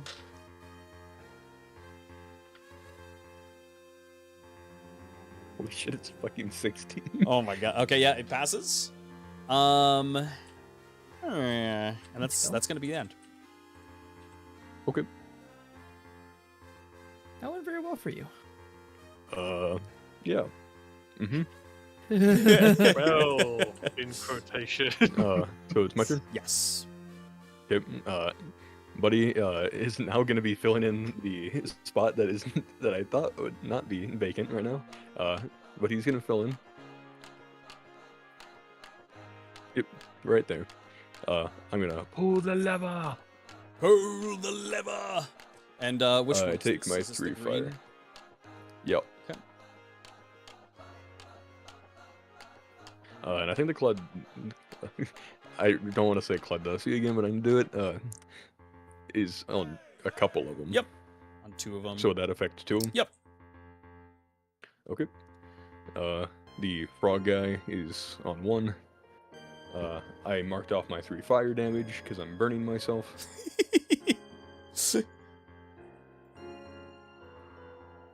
I'm on fire. Now is that an action? I mean, it's just pulling the lever. It's just but a I don't bonus know. action. Okay. Yep. got you. Bonus action, pull lever, so let me roll that damage. I have almost the amount of tabs open of whenever I run my own game. Sorry. I definitely feel that. I'm like scroll. I had to close all the other fight tabs. I was like, no. It's gonna be too much.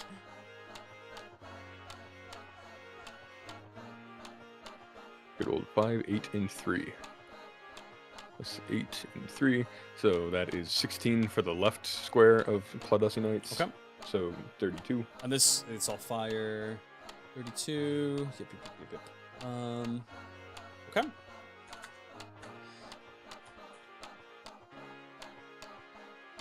Seven, 2, and 8. So that's 17. So 34 for the Cloudusty Knights as well. You killed another one of them. It's just down to one now. Betsky.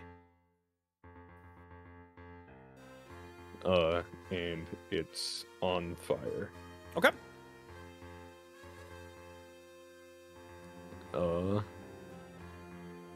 Rock. Then Boba Rock.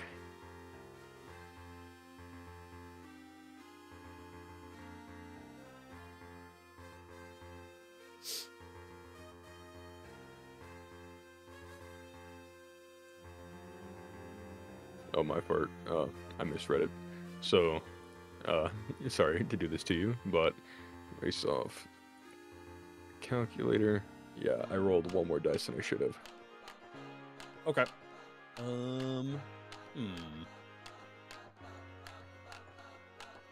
Let's see. Can I go back? I can. Okay. So how much? I'll roll again because I forgot. Okay, that's fine. I'll undo both of these.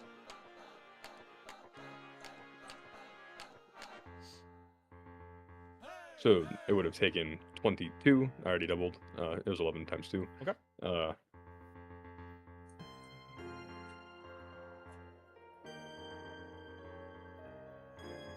And 8 times 2, so 16. 16. Okay.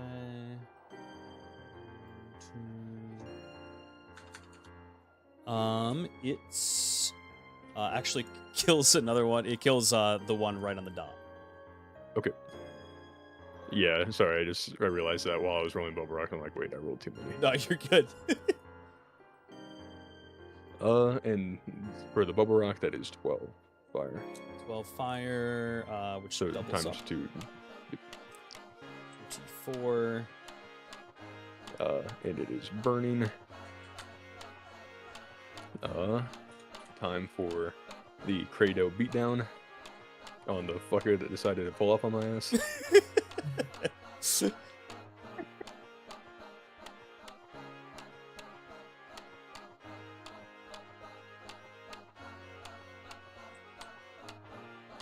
is going to be the Firebolt. That is a 15. 15 hits. These are for the 2 hammers. That's a natural 20. Okay. Let's go. And that's a 11. Yep, for the 11 will second. hit as well. Goodness. Betsky.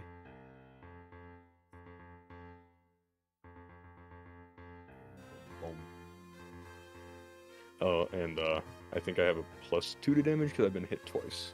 Yes.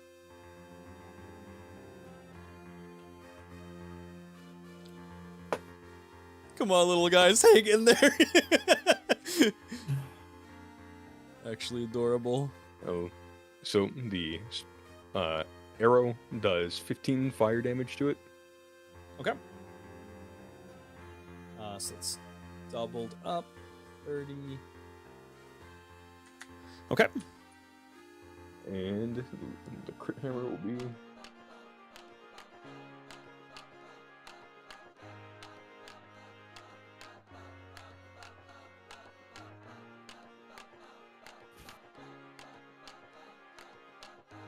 Not the best damage rolls I've seen, but it could be worse. That is 20 fire, so times 2 to 40. Okay.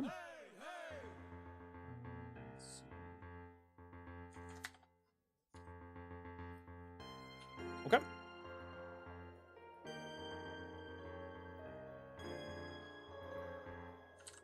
Make sure I took that correctly, actually. Yep. I did.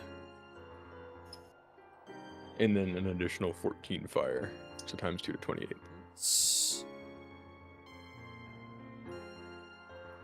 This is all towards the motherfucker next to me.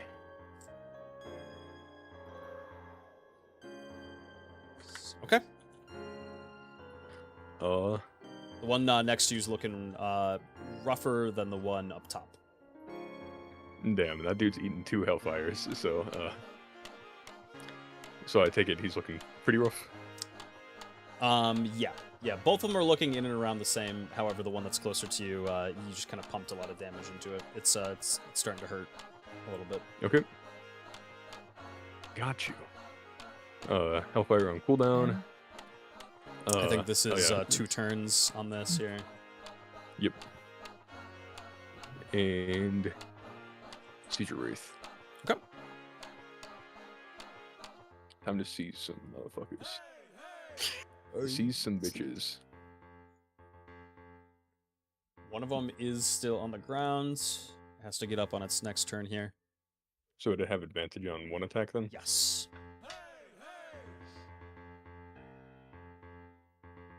That is a 14.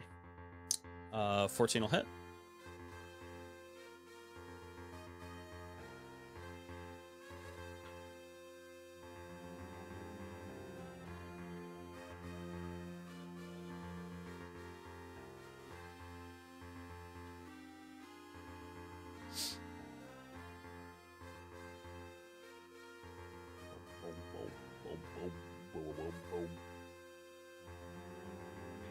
That'll be 27 necrotic, 27.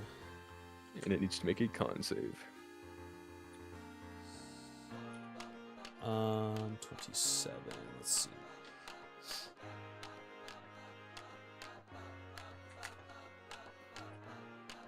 And a con save. Yep. That is a 23. Yep, it passes that one. Will it pass the next one? What? That is a natural 20 for Nightmare Smog. Okay.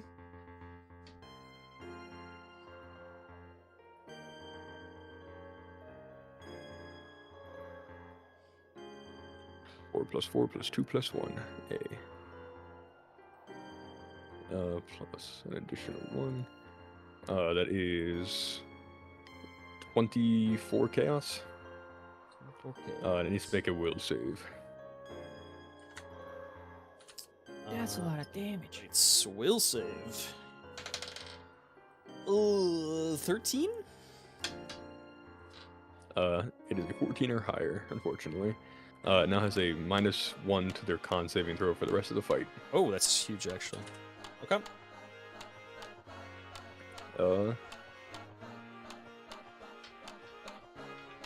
And fuck it. Oh. Let's do these guys get op attacks? Question. Yes. Okay, then yeah, let's use this one. I'm gonna use Pendulum Event. Okay. That is a 17. 17 hits. Okay, it takes 6 chaos, and it needs to make a con saving throw of 16 or higher, or be forced to move in a pendulum motion for the next 2 turns. The target must return to their prior turn spot the following turn. Has to roll a what? Sorry. Con save It's an 11. with a -1. Yep, that's a failure. It's gonna move in a pendulum. Oh Yep. dear lord. Okay. And let's see. So the target must return to their prior turn spot the following turn. Okay. With So- mobs, this is gonna work a little bit differently. It's gonna have to use one of its. If it moves, it can make that turn. It can make that action, but it's gonna have to move back after it makes that action back to the spot. Okay, That makes sense. kind of, but I trust you. So, yeah, I think that's the turn. Let's move Bomba up just in case. Bumba. Just move him up 4. 15, 20. Okay. And anything else? That'll be the turn. I am not putting myself out, so it'll go to Flare next turn. Okay. Whew. This is... Getting dicey. Yeah, this is getting dicey.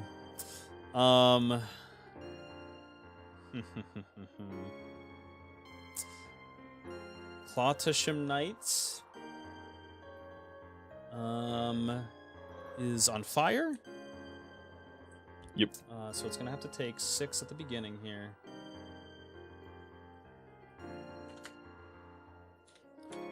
Okay. It is going to put it out. It's going to pat itself off. The Clawtisham Knight is going to use... It's going to use the Bone of Larox. It's with a 14. Yep. 4d12 plus 5 piercing. This does get nerfed down, actually. Since it's no longer in a mob. Let's see what the prior... it's 2d12 plus 1. Gotcha. Much better. Still a lot, though. Or possibly a lot. Well, piercing gets halved since these guys don't have armor. It's 14 altogether, so 7 damage onto little drummer boy. Hey. Just mark that for now. 7. It's just a little drama boy. And then it is going to go to Bobarock, which is also on fire. It's going to take 6. Oh. This is going to be close no matter what. I'm telling you right now.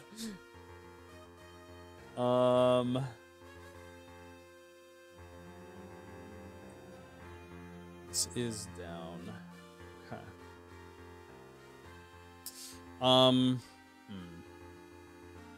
It's going to use Quad Chomp on the drummer boy. Shit.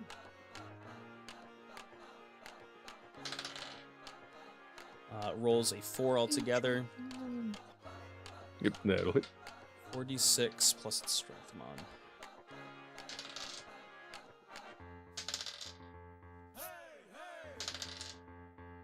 2, 6, 10. It's 15. 24. 34 damage here. Oh boy. It's gonna move 1 to its side. It's gonna use its dual chop. Okay.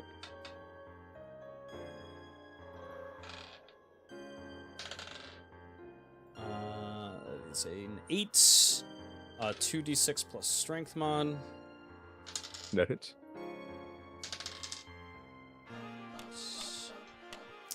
17. Okay.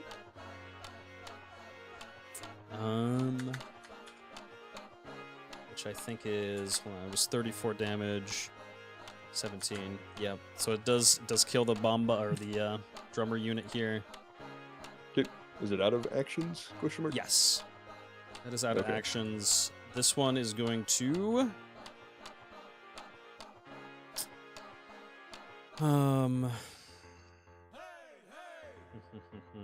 still on fire. It's gonna attempt to grab you. Okay. That is a 3.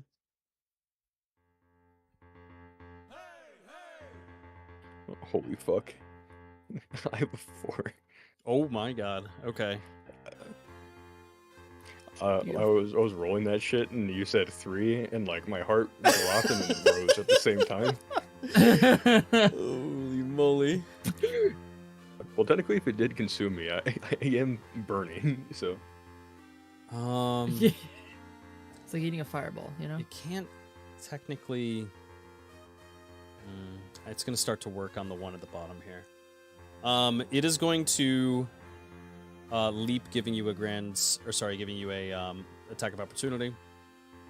With my attack of opportunity, can I run Kratos over myself as I'm doing it? Sure. Yep. Okay.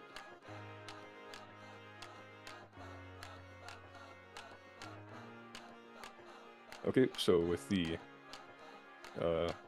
spear then... Wait, hold on. If I get an Inform 2 and hit it with the spear, do I also get the hammer attacks with it, or no? Let's see. Because it's saying that you can also attack with both hammers. Yeah, it technically counts as one action, so yes. Okay. Let's go. Please clutch this up. Watch up. That is a 7 for the arrow. Arrow will miss. Okay. That's a 15 for one of the hammers. Yep.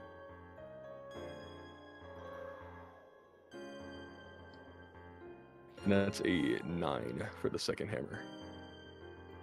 That'll also hit. Let's go. I'm sorry, I'm getting fucking jumpy. Yeah, He's getting hypey. It's getting down to the wire. It's getting sketchy. I believe. It's not even close. No, I'd win. Nah, I'd win.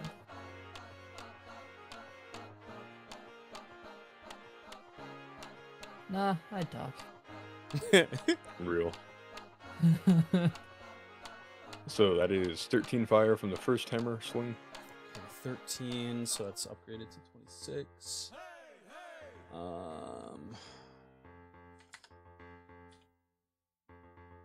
Okay.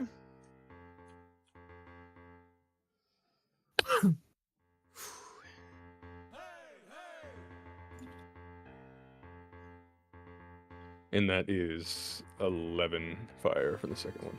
2. Oh, it's looking pretty rough. It is looking pretty rough, but it does survive. It is going to jump right here. It's D10 impetus to everything here in the 5-foot reach. Both of these take 3, so 20. No, sorry, it's got to go to the one down below. So 3 on both of the bottom ones here. I'm gonna mark that down. It is going to use. It has 2 more to go with here. Quad chop, which it actually does miss with, as it has a negative. What was actually? Let's see. Did it roll below a 1? It did, I believe. Quad chop has a -2. So yeah, it rolls a negative. It rolls a 0 on the dot actually. Oh. But yeah, that misses. And then dual chop will hits with 2d6 and a strength mod here. 2, 6. That is 15 damage. On this one here, on the 18. Okay. Man, I'm fucking those blockers in the most annoying positions. This is like some what are those blocks from Mario called, like thwomps? Yeah, the thwomps. Yeah, this is just that. Clotishim has to. Can you read the ability to me? The pendulum event one more time? Yeah, it is a little quirky, so it's understandable. 1 sec. 2d4, a target must roll a con saving throw of 16 or higher, or be forced to move in a pendulum motion for their next 2 turns. The target must return to their prior turn spot their following turn. Okay. So after every movement action, they're going to be pendulum here, and they have to move. So they are going to still have to make an action, so they are going to use Bone of Larox on you. Okay. See if that hits. That is a 19 to hit. That definitely hits. 4d12. That's 5. 3, 10, 16. Oh, okay. 28, 33. Then have 17 to your HP. Okay. And then it has to move, giving you an attack of opportunity. Yep. 1 sec. I have to figure out what 310 minus 17 is real quick. Okay. 293. Bet.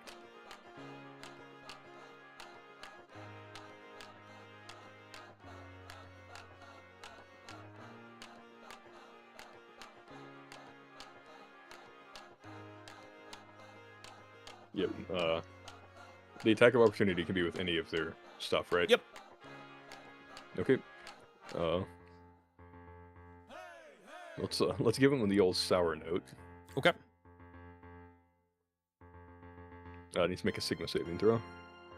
Sigma save. Ugh. It's 15 or higher. Yeah, it's a 7. It needs to lay itself prone until the end of this next turn. Okay. They also take 5 chaos damage. And 5k, so I was gonna ask what the damage was. So that one can no longer move. The rest of them do the pendulum motion, come back. This is so gompy. This is what you get. Let's see. I'll have it knock the one that that didn't make its turn yet. So it'll give one more. Okay. Give me a con saving throw. It's gonna use frozen upheaval. Betsky. That's a 25. Holy shit. It passes with flying colors, has to make its pendulum motions, comes back. And that'll be that Claw Tisham's turn. That should be everybody's turn there. Okay, back to you. Okay.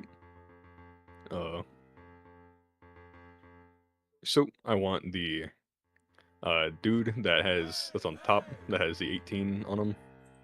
Yep. I want him to move up. He has taken another 15, so I haven't changed it, but where would you like him to move? Okay. Move him up to where the spot's missing, just in case. Okay.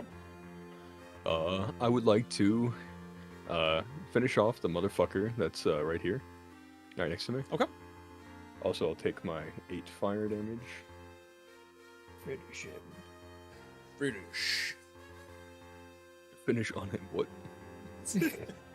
Hey, whatever works. Whatever gets the job done. Does Tim's do that with fire? I don't know. The Tim special. This is spicy Tim special. So the arrow against this fucker down here is a 13. 13 to hit. Hammer is a nat 20. Oh, okay. Second one is a 8. And an 8 will hit.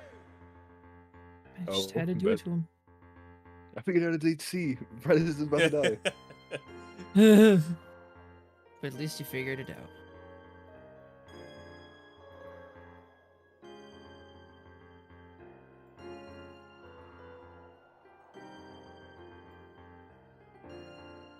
I want to say that is the cannon recharged, or was it one more turn? Was it next turn that it's... One more, Yeah. I think. So 4, 4, 2, 8 plus, not 88, 8 plus 2 plus a 3. That is 13 fire from the arrow. Okay. Your opponent is at your mercy. Choose their pitiful fate. I just shoot the fire out through the back of their head because I can't mess with my little homies like that. Just right to the back of the skull. Yes, sir. And that is dead. Can I have those 2 hammer attacks then be, if I move to the left, then diagonally, northwest up 2? Yes. Okay. You wanted them up here, you said? Yep. Okay. And I'm about to eat a whole lot of damage, because I have to go, fucking inert while I am burning, but that is fine.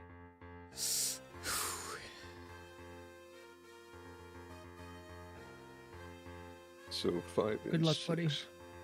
I'll need it. This is a oof. This is a big oof.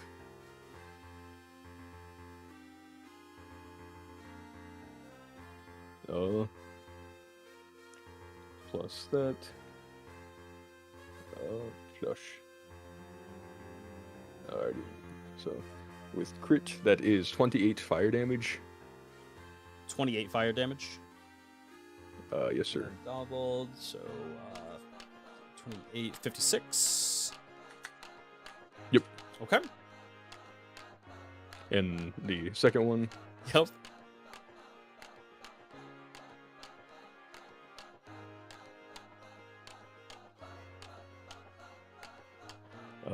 that is 9 fire.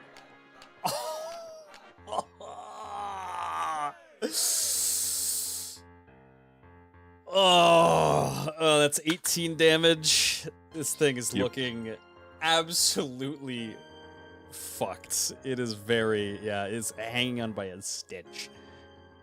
I think it's burning as well. Yes. Yes, it is burning. Suffering from 3 different kinds of fire.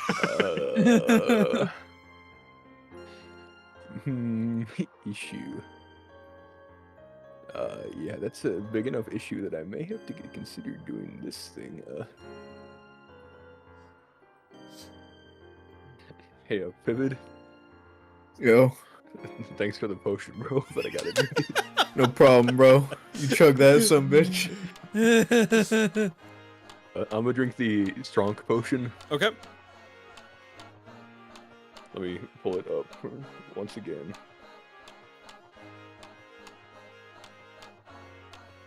Whew.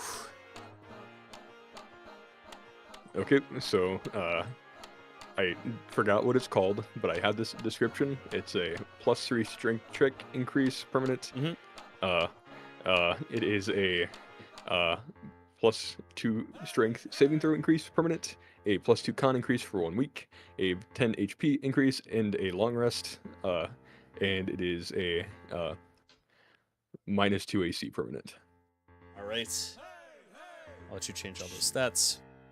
Yes, sir. Holy moly. Ooh.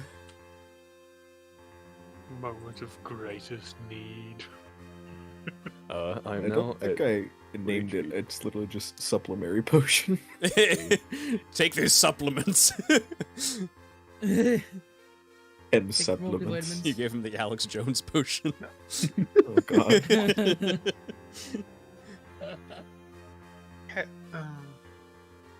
She just walks up, off from the side, all proud of herself. She mouths at me. I look over. I see she's got a fucking moth in her mouth. A moth the size of my thumb. I will emphasize. Oh my god.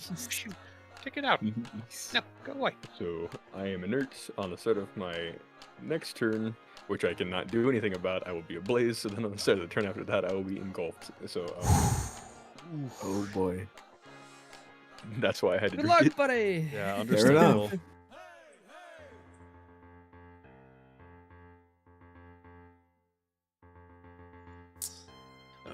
And I don't think I went for the Caesar race. No. You have not. Okay. So, four-handed Talon Driver. That's an 11. An 11 will not hit. Okay. Nightmare Schmog. Oh wait, the first one's at advantage, right? Because it's prone. Yes, it is prone.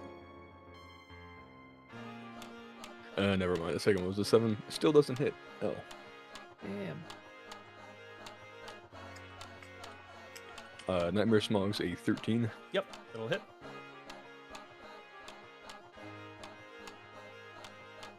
And the last one will be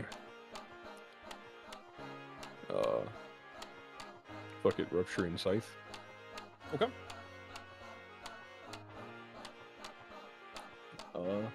That is a natural 20. Okay. Yeah, that'll definitely do it. You know, I'm like, man, these are a lot of natural 20s, and I realize I'm fucking rolling like 80 million dice. So Yeah, eventually it has to. I was gonna say that Bobarok hit it at like the most unfortunate juncture.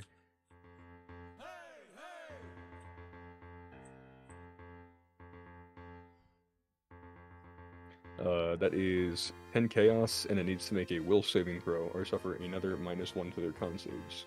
10 chaos.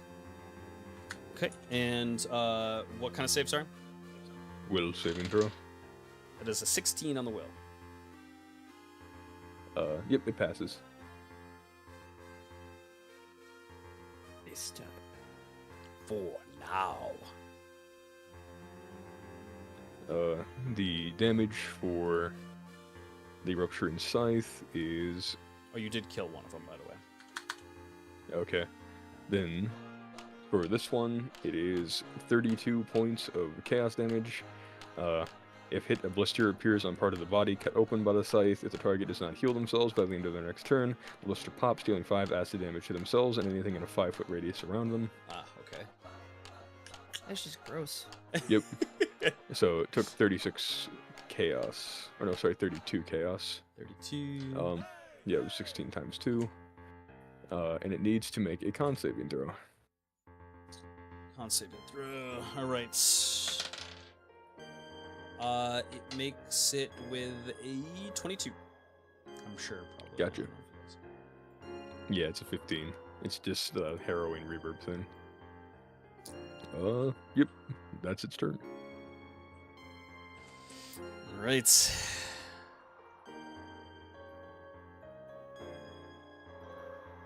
And anything else? Let's see.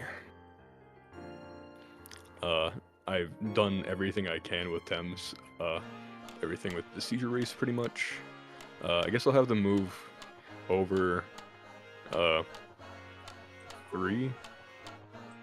That way they're still in range of the knights, but can come up onto the top if they need help. Okay, got you. Okay.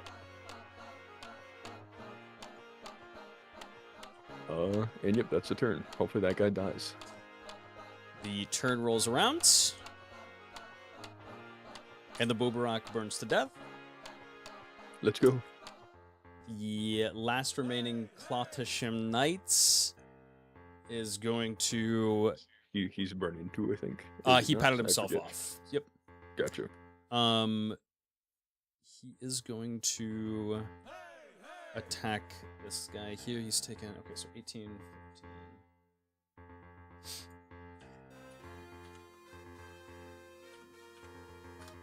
So he's taken 33 already. He's gonna go for another jabby jab with the Bone of Lorox. He's gotta roll for a hit first. He should hit. Yep, it's a 14. So... Oh, that is a low roll. 1, 7... That is 8 piercing, so that is another 4 onto this little guy here. He's taken 37 damage.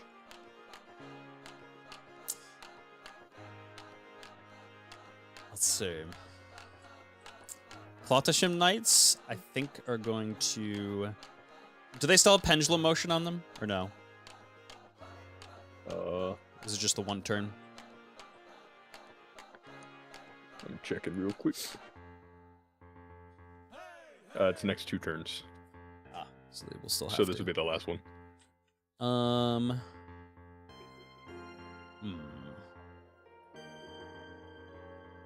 5, 10, 15. There's only 2 of them left. 20. Yeah, it doesn't really matter where they move technically, but they can move just kind of shift in place a little bit. So they are gonna move 20, go back 20, right here, and then they're going to use Frozen Upheaval again. So I need a con save.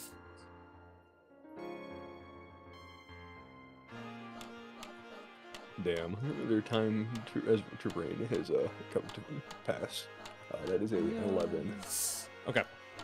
Their blood is going to begin to freeze.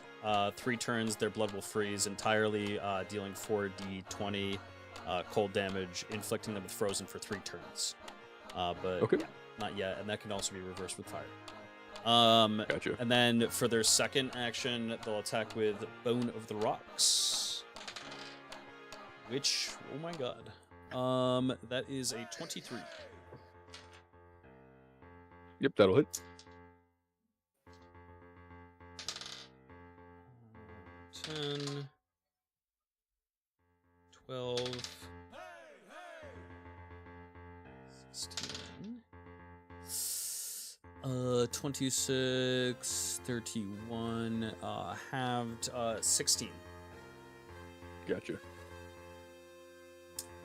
And that is all they can do.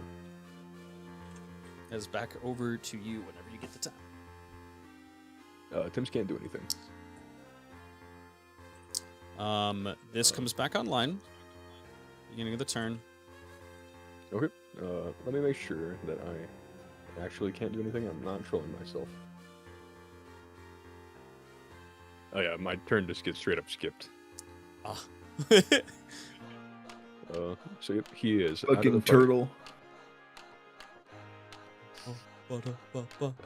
Let's see.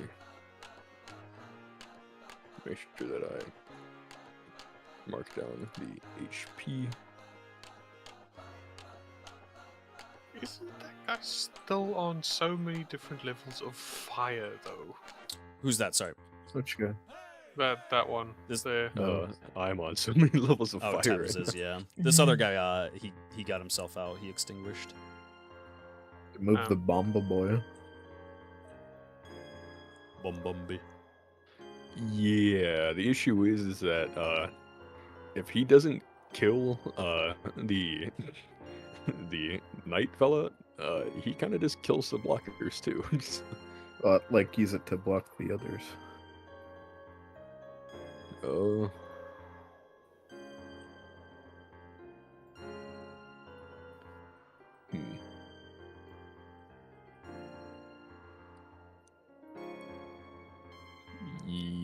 He doesn't block though. They could like attack diagonally though. Yeah. Unfortunately, those aren't. Yeah, they can't block. That's fine. Just stand up in that corner and wait for him. I'll have the Caesar race see if they can kill these motherfuckers quick. Okay. And then I will contemplate my existence with the thing on top. That is a 10 for the four-handed talon driver. That'll miss. That is a 7 for nightmare smosh. That'll miss.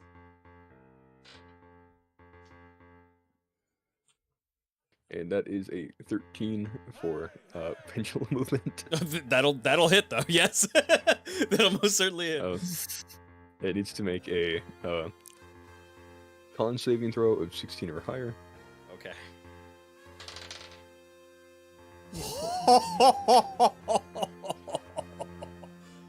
It is 15. It is just one below. And it takes 5 chaos. Okay. Okay. It's gonna have to move. That is actually so important that you just got that. 5K. Why were they about to come say hi to Thames? Yeah, I was gonna say they're not in a pendulum motion anymore, so they can actually move even if they take the attack of opportunity. And let me contemplate this here.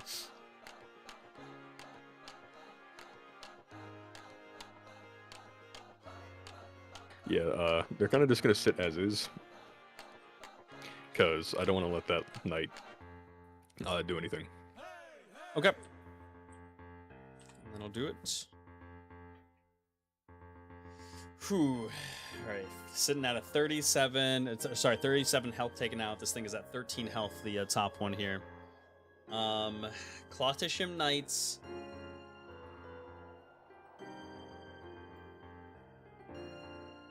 Is going to take a jab at it with its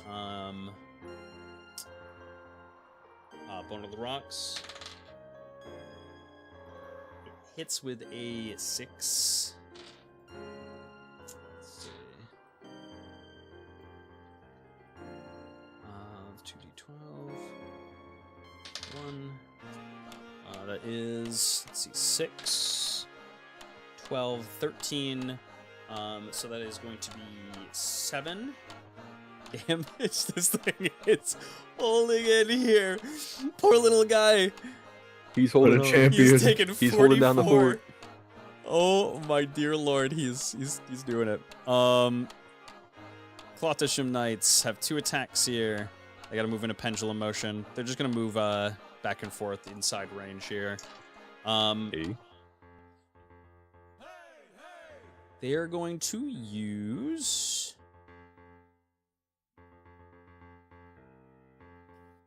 they're going to use Blood of a Half-Mortal. Clotisham scrapes its claws against his face, dealing 2d10 organic damage to itself. With its claws, it tosses its own blood at the target within 15 feet and enchants it, turning into a Cursed Blood. I need a con saving throw. 13 or higher. That is a 27. Okay, so it won't affect you. It still has to make its cost. 8.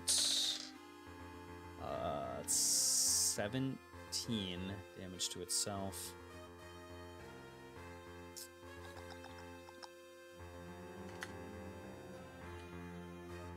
Okay.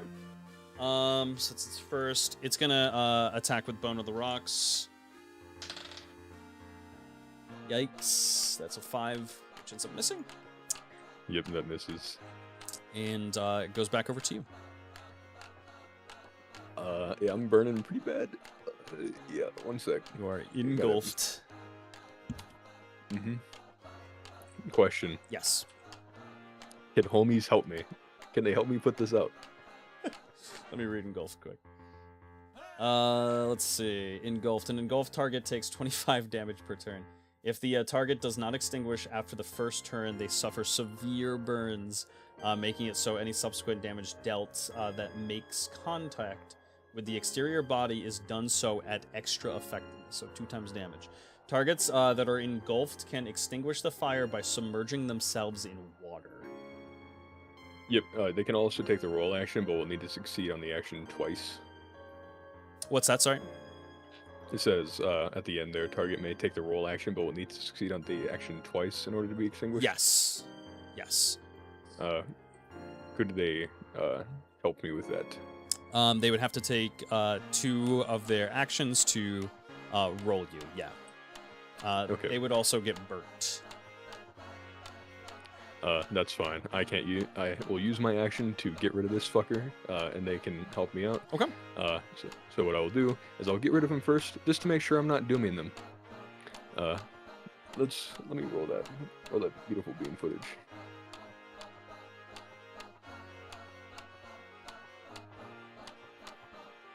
Whew. For the arrow, that is a dirty 20, not a nat 1, Okay. or not natural 1, unfortunately.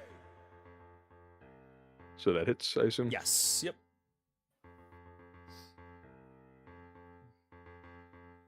Second hammer is 16. Yep, that'll hit.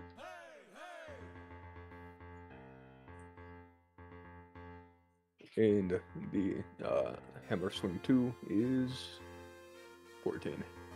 That'll also hit.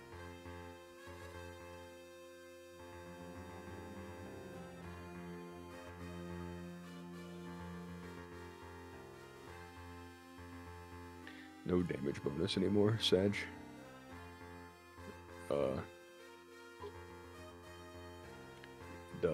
The arrow does 8 fire. 8, so 16. Okay. How's it looking? It is looking not crazy healthy, but probably not super weak either. Just the one last unit here.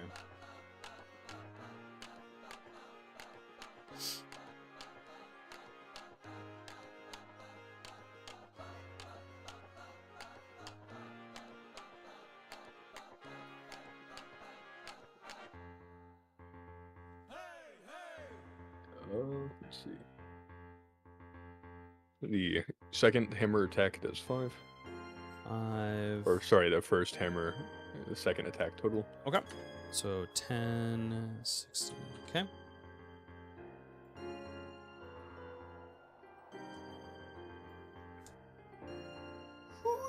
And the second one does 14 fire. Okay, so 28. Okay, now it's starting to look pretty messed up. Okay. I'm gonna bonus action, guttural taunt it. Okay. Guttural taunt.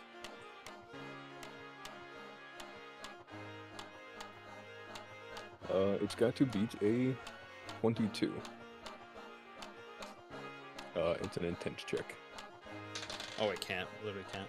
Rolls a 19. Okay.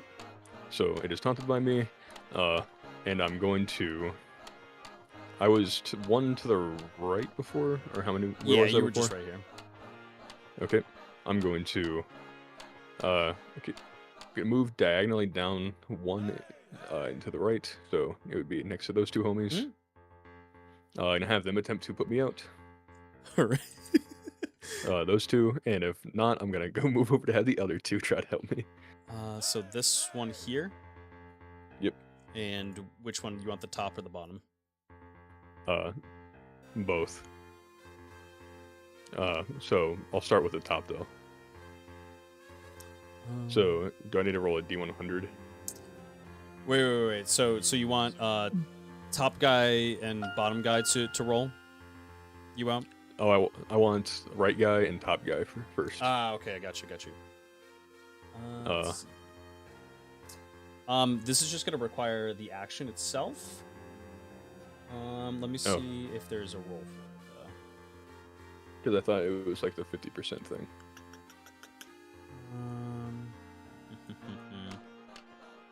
Target must roll 1d4. If they roll a 1 or 2, they stay ablaze. 3 or 4, extinguish. Yep. Must succeed twice.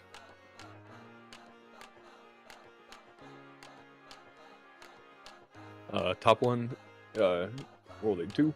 So he's worthless to me. I hate him. Should jet in the fight. The right one rolled a 3. Okay. And I'm gonna go move down to the one at the bottom and see if he can homie me. Yep. One more time. Around the world. What was it? You rolled a 3. I'm out. Oh, I thought you said Hillary. Hillary! Thames' war cry. That's his guttural taunt. He calls Hillary Clinton to the field. I summon Hillary Clinton in attack position. Let's go. All right. I will say so. They all three have are now going to be on fire here. 3 of these little guys. That's fine. They need to be sacrificed. And that guy in the top left needs to hit me. Okay, let's go. I'm going to move. Do I have any movement left? Let's see. 1, 2, 3, 4. Nope, I don't. Yep, that's my turn. Okay. Did I have the seizure race go yet? I'm trying to remember. I don't think I did, because I remember the last thing I did was pendulum event on them. And that was last turn, yeah. Yep. No, you did not. Okay. Because I remember the last damage they took was from the cost. Yep. 4-handed Talon Driver. Natural 20. Let's go. Okay. The fucking Nightmare Smog is a natural 1.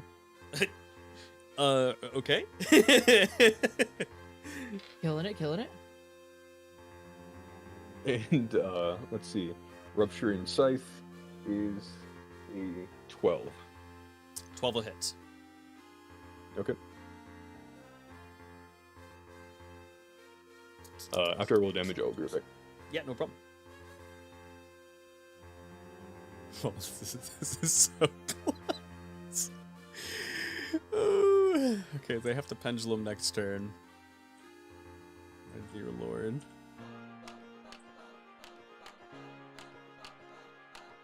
Oh, God. They take 64 necrotic damage from the Talon Driver. Okay. Let me just do quick maths.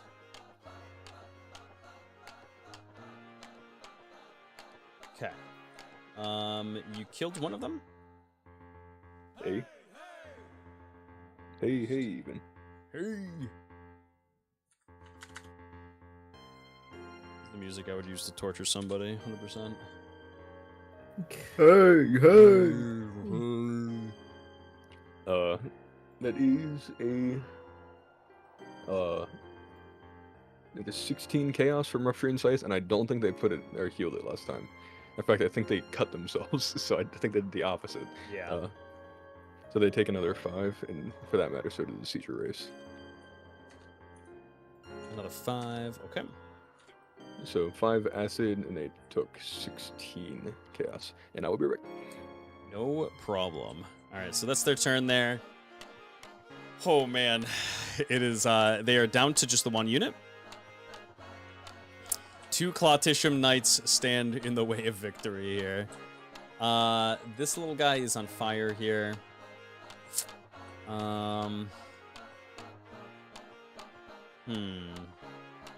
Just FF. Yeah, he's gonna slash him.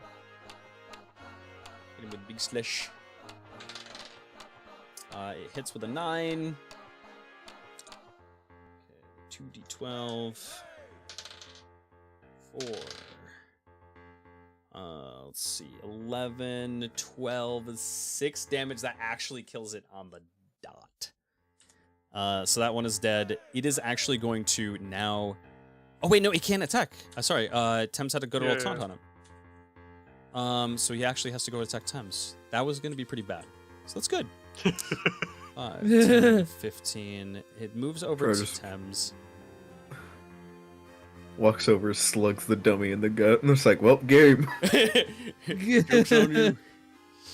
I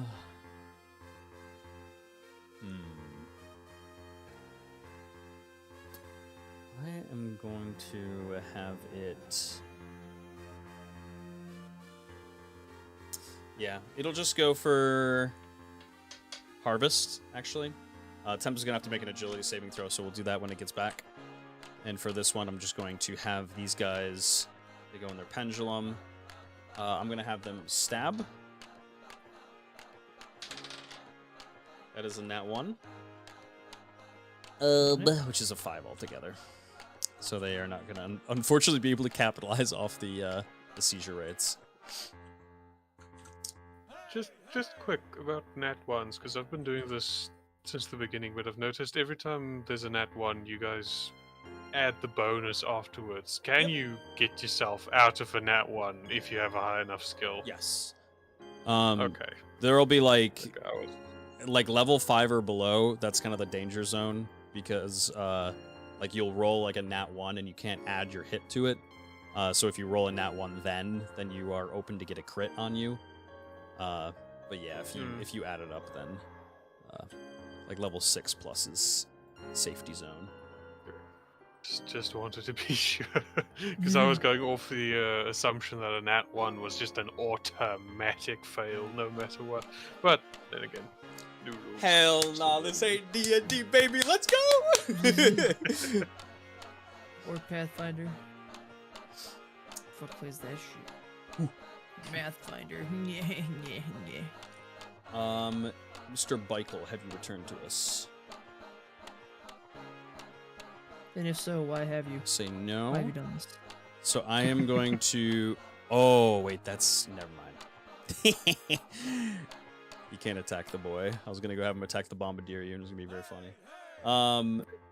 We're going to go back to the party for now. Oh, shit. What the hell? What the hell?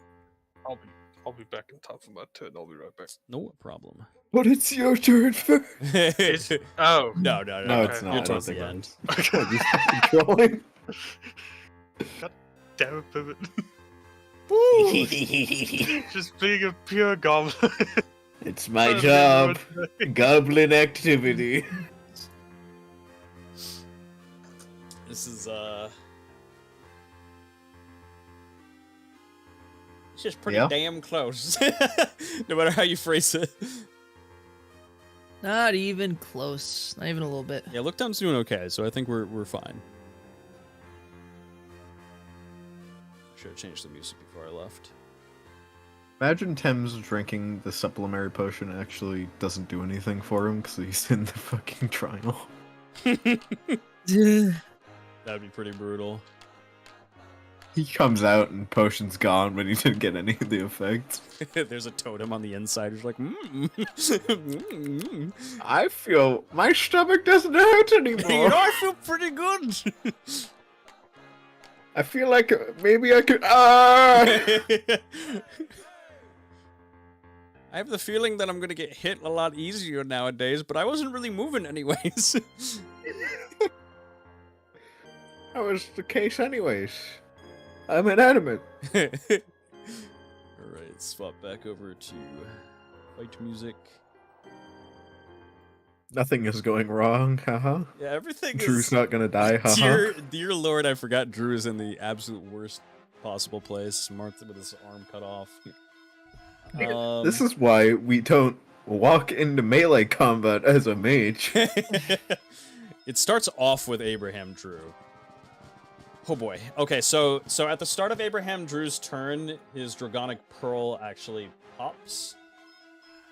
Oh yeah, I gotta open it up. Right. I forgot I closed everything. Drew. Abraham. So his Dragonic Pearl is going to burst. He gifts all allies within 15 feet and himself 1 AC. So he's just gonna give himself 1 AC. Big I thought he touch. popped that over by me. Um, Is it where he casts it or like next to him? it's where it ends up at the end of the turns. Got you. But he does gain 1 AC, and maybe that'll hopefully help. Oh boy. Shifts the odds 5% in his favor. He is going to.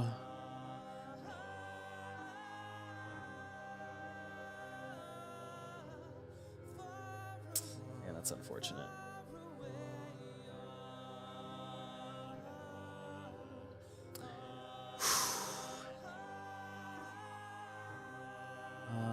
Take D8, miss 12 over and the target. You know what? I think we're gonna try to use it on this. So, Abraham Drew is gonna use Lumacrux. Caster fires a mist. Okay, so he has to roll for a hit. He's gonna attempt to hit the. This thing still has its cover on. He's gonna attack one of the heads. Question is, what head is he gonna attack?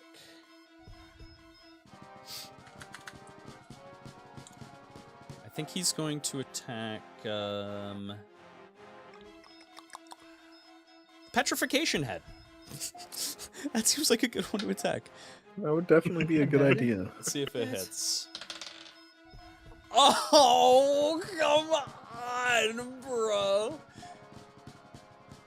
Dude, what is with your NPCs today? He rolls a 1. 1. He just misses, unfortunately. Oh,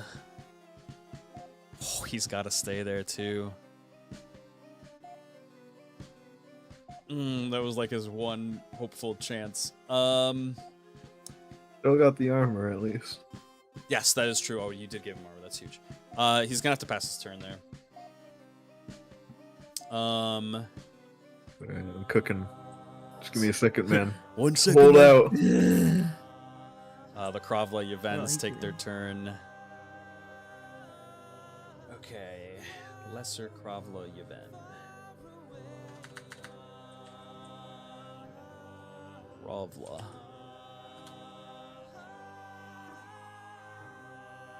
The lesser one is going to attack with a slow-moving slash.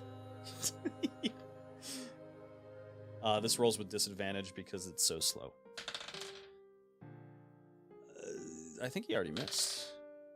Yeah, he definitely missed. He rolls a 3. Good. So it ends up missing. The other Krovla Yavin is going to...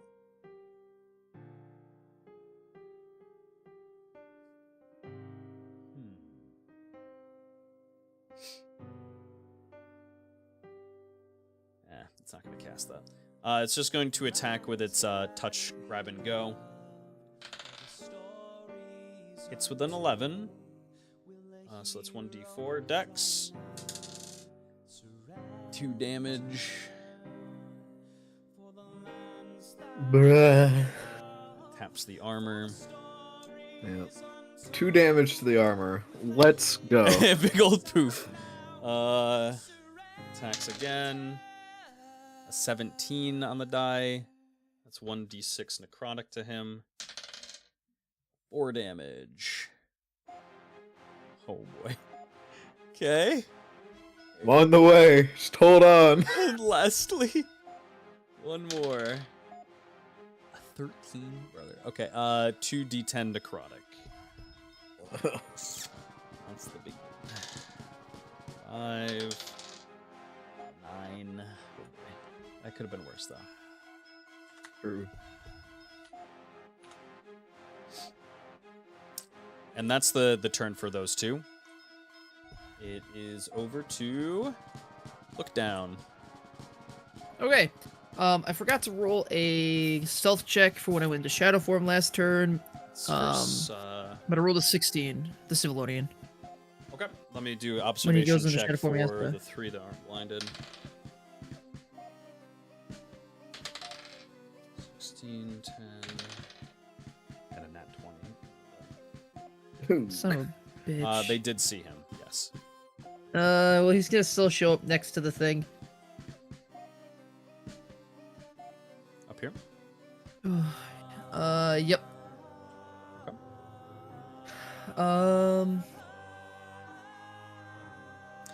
So that's that he can. It says that he can appear. So does that count as his entire movement, or is that just part of his ability? Sorry, say that one more time. This transformation allows the Civilonian to jump up to 30 feet. Mm-hmm. Does that take away from his movement?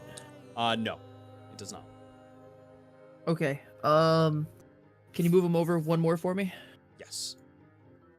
So he's in all 3 threat range? Yep. He moves backwards out of their threat range. Okay. Causing an attack of opportunity. On all 3. Okay. Huh. We'll give touch grab and go to the greater Krovla Yevhen. That is a 12.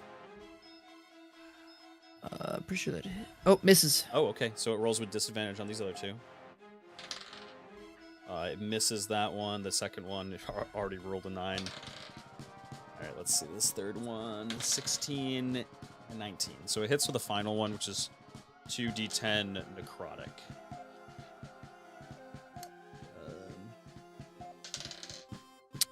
Don't even bother because it's immune. That's right, too. It is indeed.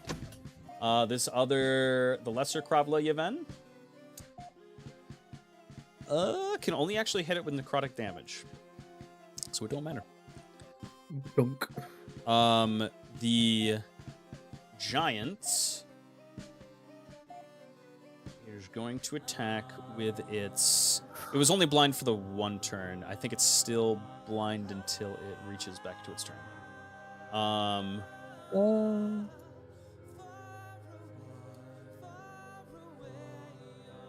Until this... It's worded as they are blinded until the start of their turn. Yep, the start of their next turn. But I would... Yeah. I was saying their next turn. I'm going to type that in there because... Yeah, it's my bad. Oh, you're good. I'm going to have it use its petrification head. What the hell? So I need you to give me a con saving throw for the Civilonian. Oh, thank goodness. Man, I feel like I've been having some nice rolls tonight. That is a dirty 20. Ooh, okay, good. It passes. It goes to hit it with a Okay. petrifying gaze, and it does not affect it. I will step forward and attack the. Oh man, do I attack the giant or do I attack the tiny things? Giant's shielded right now. So you can attack either the heads of the giant, or you can attack the shield, like the body, which is shielded on the body right now. Gotcha. I'll have him. Lesser Kravla Yevon has no more armor either. Its armor has been shattered. And the I'm gonna- greater Clava is sparked. Oh man. It's so hard to know to which one I should hit. I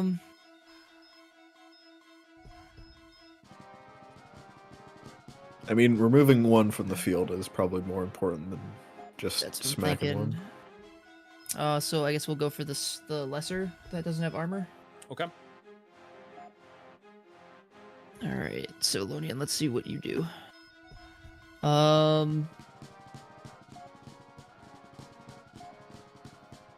rolled a 17 to hit. 7 don't hit. Yep. Oh man, hopefully these things aren't immune to necrotic damage. That is 8 necrotic damage. I have bad news for you. they're Damn they're it. immune to necrotic damage. You're immune, they're immune, we're all immune. Yeah. Looks at Abraham Drew.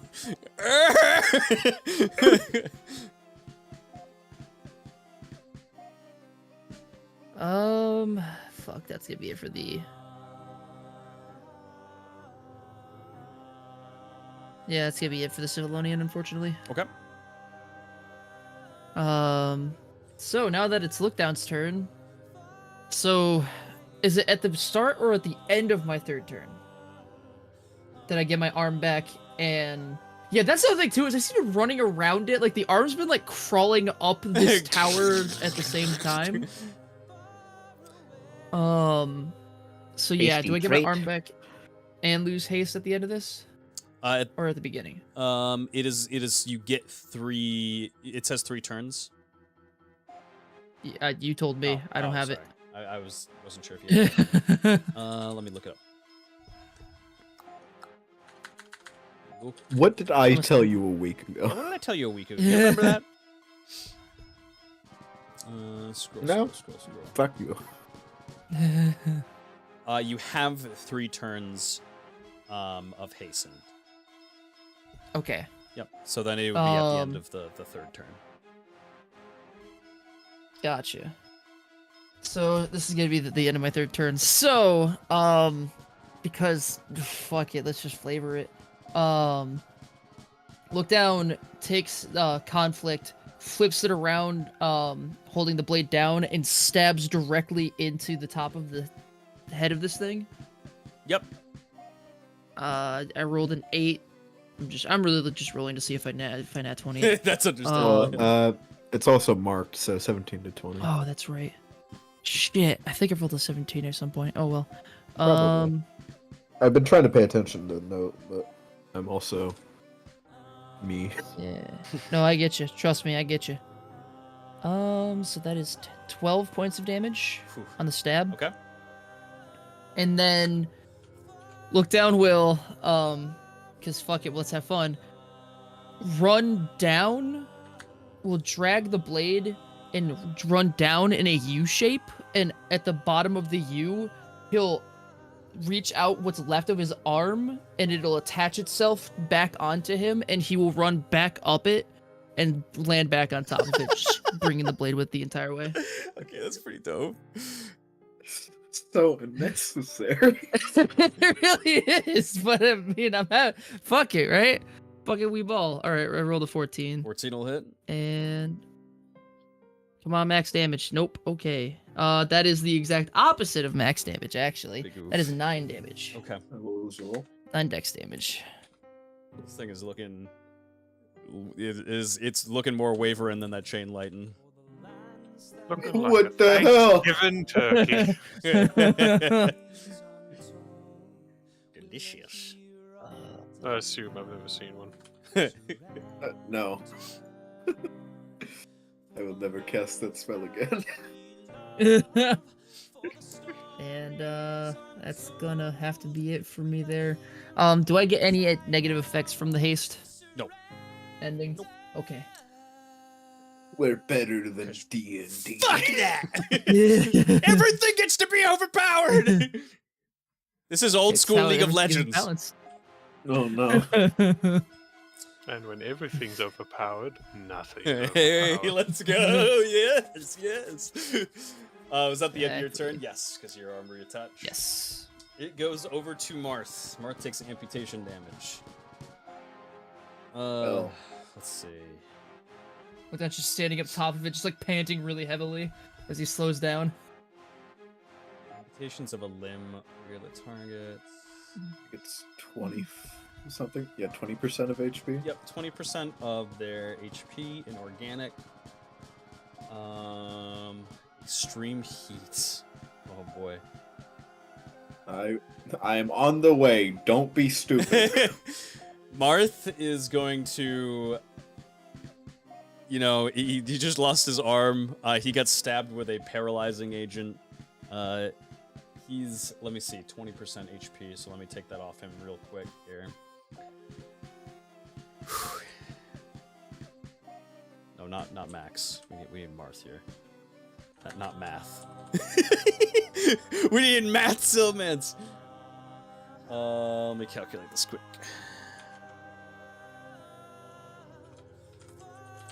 Let me calculate you quick.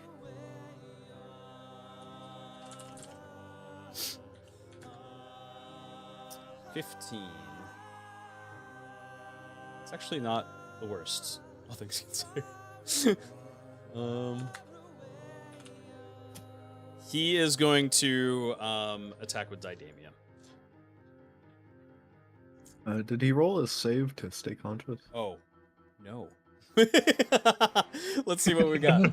Will saving throw of 15 or higher or fall unconscious. Oh boy. All right, come on, baby. Give me like now would be better than ever. Just once. Give me something. Oh my god. Actually, he has a pretty good will. Let me see. It's not enough. He rolls an 8 altogether. Marth falls unconscious and goes down to the ground. And that's going to have to be his turn because he's unconscious. Oh, that's unfortunate. I'm so sorry. No, it's okay. Oh my. It goes He did over this to to the giant.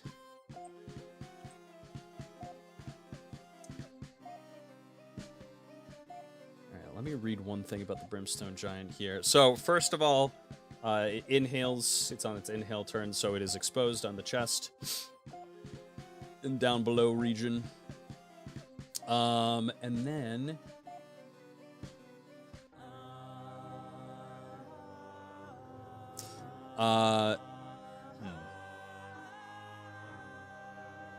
So, the Brimstone Giant has a skill by the name of the Clawing Pain of Soulless Consciousness. Oh. Each I time also this like unit marbles. it has damaged something, so each time it damages it, it gets inflicted with a special kind of madness called Lost for a turn, where it must travel in a D8 random direction on its movement action.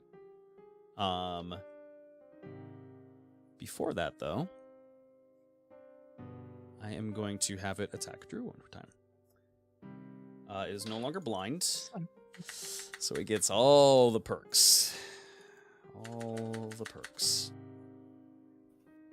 How about Drew? It's taking Percocet. Oh, he's perking. It's going to use its Stinger Head first.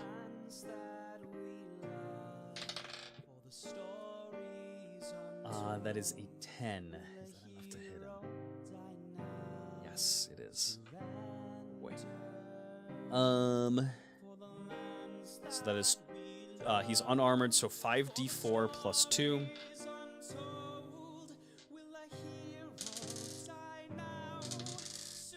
3,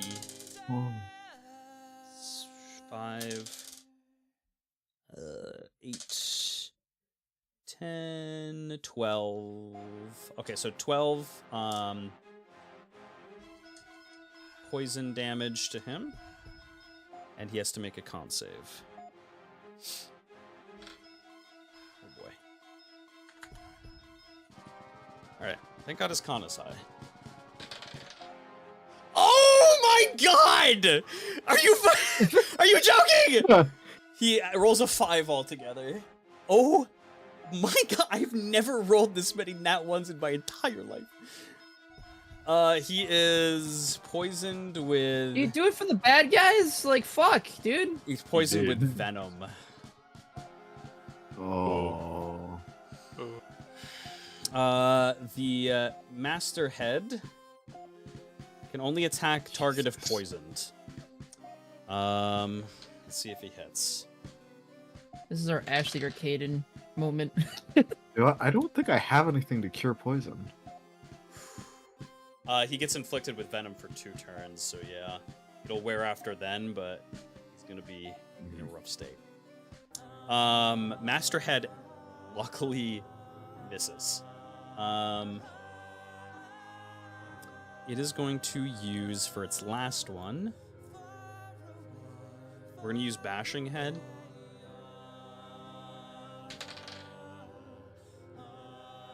Hits with an 11. 3d8 plus 10 strength damage. Oh.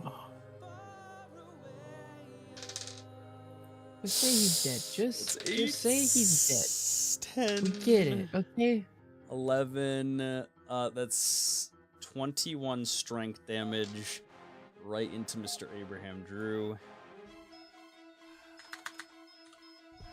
And that is enough to take him down. Doesn't he still have armor, or does strength just go straight through? It already went his through armor his got armor, destroyed. yeah. Oh. And then Promise only takes 1 attack. Yeah. Fucking Who's gonna send this? goddamn multi-hit attacks, only doing the fucking lowest first. Fucking son of a bitch. I literally tried to take the reaction so that way he could run. The question Oh, is, his turn already passed. the question is, Yeah. do we give him death saving throws like Penelope got death saving throws, or shall we leave it for lethal damage to deal lethal damage to NPCs in combat? I thought it just mattered depending on the NPC in I question. think it does, but that's the thing, is like Abraham Drew is kind of one of those in-between characters. Chat, people of chat, you know, never mind, people of chat do not get the vote. I'm gonna leave it up to fate. We're gonna roll a d20. On evens, he stays alive. He gets to make death saving throws. On odds, he straight up dies. I see what it is. King Decker's out here scamming me out of $5. Real.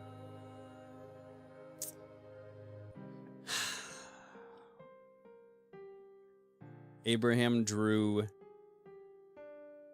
gets struck with this last massive kind of lashing attack from this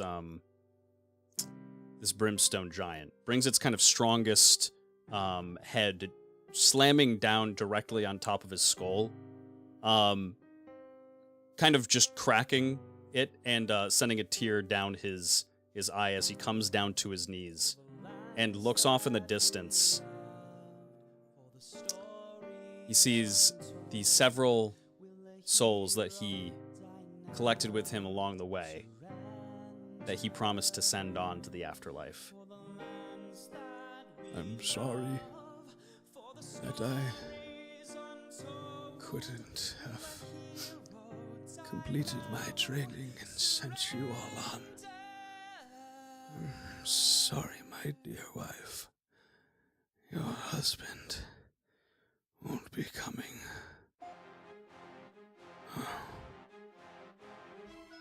And he collapses to the ground.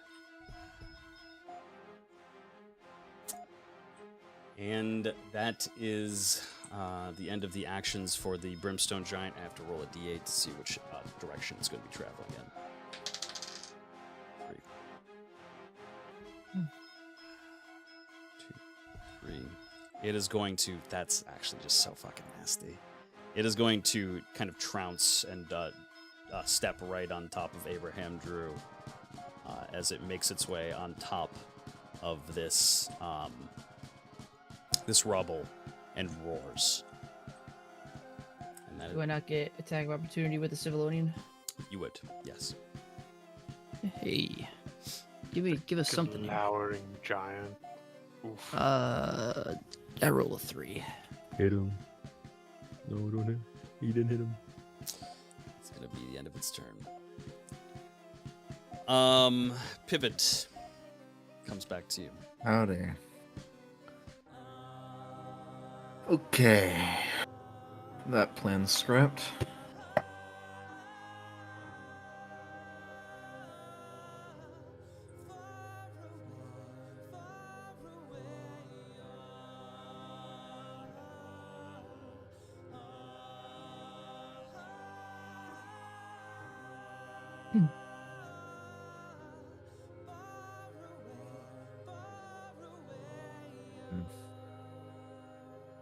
So, with my bonus action, I will eat my last piece of pure sage weed.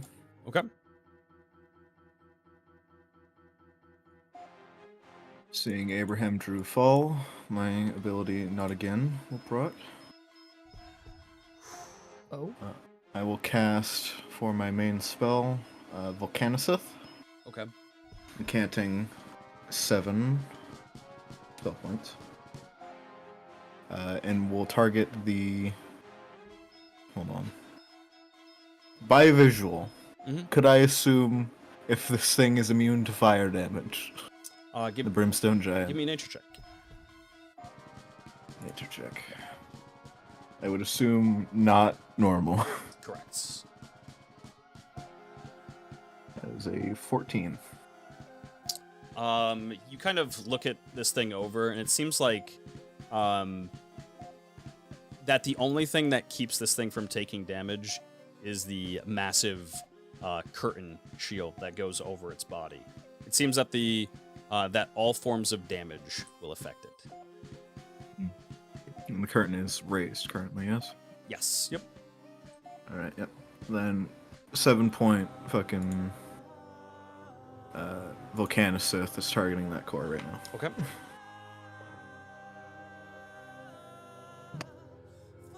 $16 to hit. 16 will hit. Alright. 1d8.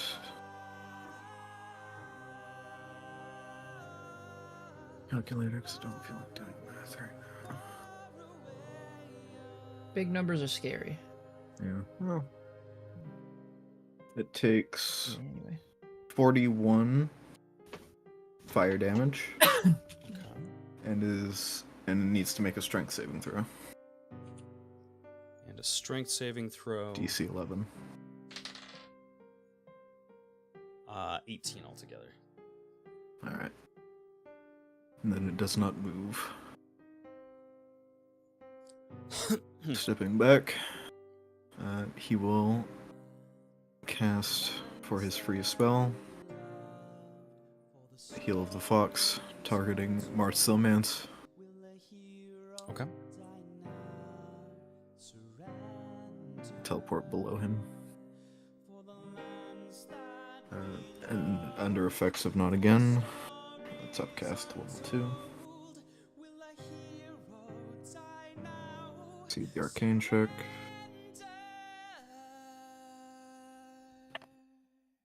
Marcimance recovers 8 HP, and he is no longer bleeding to death. Huge. Yay. Could I potentially grab him and try and drag him backwards? Yeah, he's dead weight. Just give me a basic strength check. I'm good at these. I believe. A 7. You know, I'll give you 5 feet. Works for me. Alright. You say that takes most of my movement action? Let's see. So you use that. No, I would say that you still have your movement action. Alright, then I'm gonna climb up on this rock behind me. Okay. Just up on top. You have, I think, full. You moved what 5 because you said you backed up. Yeah. Yep. 10 takes you. It's 10 feet, so 20 to get up. Yeah, I'll step one to the right and one diagonal, bottom right. One right here, you said? Yeah, that'll work. Okay, cool.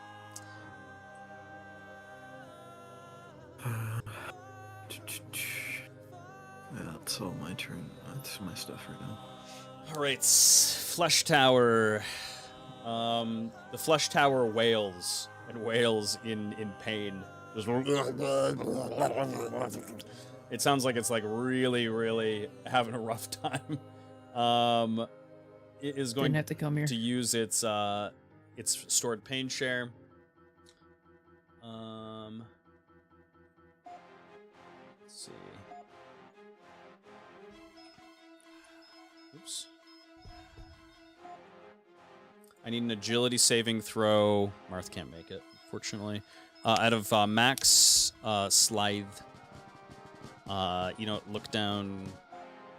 You're directly on top of it. Yeah. 15. Okay. Yep. You pass Slithe. Maxwell rolls a 1. Brother in Christ, what? 13. A 13 will do, I believe. That is the second time I rolled a fucking 8 on this save. Yeah, 13 will do. So Slithe and Look Down are gonna take half of that. So you're gonna Slithe and Look Down take 5. Max and Marth take 9.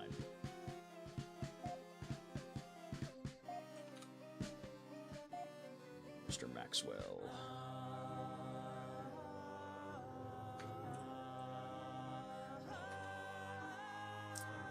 It is going to. Is Octavium's not still active on this thing, is it? It is not. Saving Mart's life kind of took priority. Yeah. It is going to use Restless Flail with its 2 arms that are left. It's going to target Max and Slithe. 4 for Max. Slithe is a 13.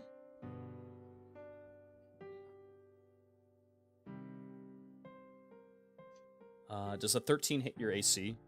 Or sorry, does it hit you? Oh, a 13. You said 13 damage.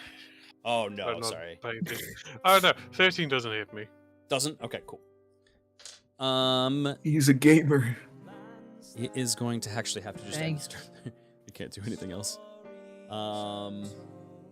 Goes over to Slithe. Hold on, I'm trying to remember. I had tick damage coming over from the last few times he's been hit. That's been cut in half. See, it was 3 and 3. I'm gonna assume again, so that is 4 that he heals. Okay. She's back up to 34. It's 32 health. I am going to burrow deeper. Keep on going. Just what's it? Devour or what's it? No, not devour yet. I'm going to. Well, no, yeah. I'm gonna devour with my bonus action if there is another body in the interior of this pocket I have eaten for myself. Oh, I'd say so. This thing eats plenty of bodies. I'd say that. Okay. Yeah. I'm just gonna keep burrowing, and I then what's it? Roll a 11 as I wrap my thorny tendrils around myself and just start spinning like a fucking barbed wire, like a rolling pin surrounded in barbed wire. And Most cartoon thing I've ever heard. I roll a 8. 8 for damage. Yeah, and that is my turn. Your opponent is at your mercy. Oh, Choose their Oh. pitiful fate. Oh shit. as the creature starts crumbling from the inside, like it's kind of imploding in on itself. You just see Sly, or you just see this bump moving around beneath its flesh as it falls over and like a tower crashes down to the ground. And as it twitches and starts dissolving into a flesh pile that is no longer kept together by whatever foul magic that creature was, you just see Sly rise from the gore, covered in blood and redness and just general unpleasantness. Big old smile on his face. Beautiful. Look Thunder down. crashes in the background. You're just standing triumphantly. Yeah. Covered in blood. What's up? What's up? Look down. Give me an agility saving throw. This is a special moment. Give me an agility saving throw. You're up 30 feet in the air. Why not? Let's give it a special moment. Since it just killed the thing. Left by my mug, and now I'm scared to look at it. Ooh, okay. 17. All right. This giant flesh tower starts kind of falling almost tier by tier down. And what normally would be kind of a rough fall, you kind of how would you like to not take any damage from this? I just imagined that he's sitting up top and like the arms like reattaching itself back on, and like you see like the sinew like snapping out and like grabbing on and just like reforming, and the skin just magically, cause fuck it, starts forming around, and then all of a sudden he feels like a jerk, and then as it starts to fall, instead of just like jumping off of it, he starts running down it and grabbing onto arms and different limbs that are out, swinging around to make sure he gets like on the back of it to run down the back side of it as it's falling, to try and get as close to the ground as possible, and then just before it falls, he jumps off to the side. Hey, perfect.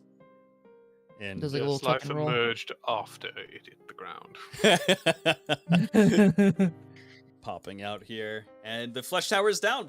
Congratulations! Let's go. Holy shit, that was... Yeah, that was something. That's a hard one. Yeah. Oh boy. I mean, it was a thing of legend, so... Let's see. Defeated by having its insides eaten. One down for both sides. Fair play. Yeah. It goes over to Max. Although I will say- Oh, sorry, go ahead.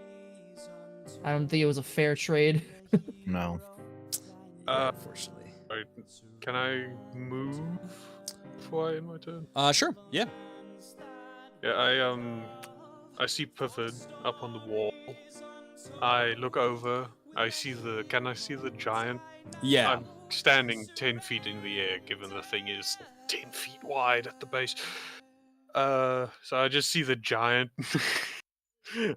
My smile kind of broadens, and I just go, so he's next. And I just start loping towards the wall directly between me and the giant. How far would you like to move? You want to move full movement action? Yeah. Okay. To the wall, specifically to the edge of the wall. Like, I'm not going to This go one up here, it or- if I can. Yeah. If I can get there anyway. Got 30 feet of movement. 25, 30. As long as I'm not in line of sight of that thing. You're safe for now. It That's my turn. moves over to Maxwell. The flesh tower, as it comes crashing down, not only does it spit out Marth's arm, it spits out like just guts and various bones and parts of A, animals, and B, nickel creatures. Maxwell sees Marth's arm kind of in the mix here, and he kind of just steps over and grabs it, and he is going to like look over to you, Pivot. He's like, yeah, you can do something about Leave it this." next to him for now. Okay. More pressing matters on the other side of the rock. And he just very like sheepishly kind of tosses it to his side. And how far can Mr. Maxwell move here? A dash 50, 10, 15, 20, 25. As he moves by me, I say, "Fat man, stand in the middle, in the big open area." You're damn right I will!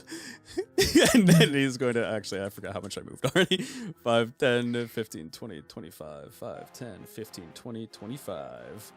And Maxwell, he like just takes his axe and slams it onto the ground and leaves a and then it's going to be his turn. It goes back go, man. to top of the order, and we're going to go back over to Thames. Oh, it's Drew's turn. That's He's fucked. dead. Unlucky. Where is it, Mr. Well, it's not permanent. True. At least his body's still there, right? It Mile. definitely isn't flattened due to getting trampled on. Yeah. A little bit unfortunate. Bit of Oh, yeah. damage, nothing more. Skull's not split open. His body's not fucking pancake. Those box things are totally aren't gonna eat him. You know, like things are fine. Things are fine. We're fine. Just Stop a bit of a headache. panicking. Nothing a bit of grease in the bone saw can't fix. And look down his blood. Yeah. I don't think that's gonna help in this scenario. Maybe, you don't know. Who fucking knows anymore, man?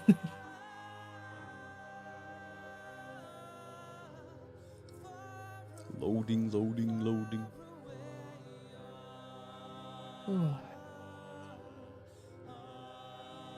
Thames, we left off. I was gonna have you roll a. Let's see. I was gonna have you roll an agility saving throw for me. Got you.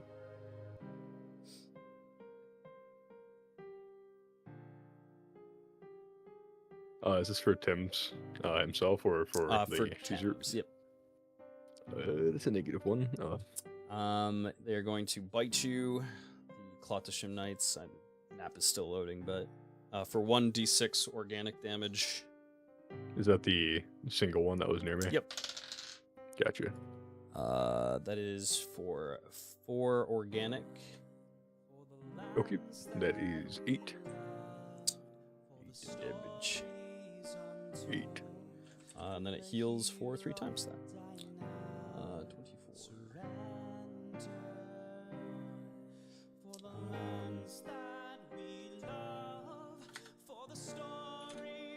And that's gonna be the rest of their turn.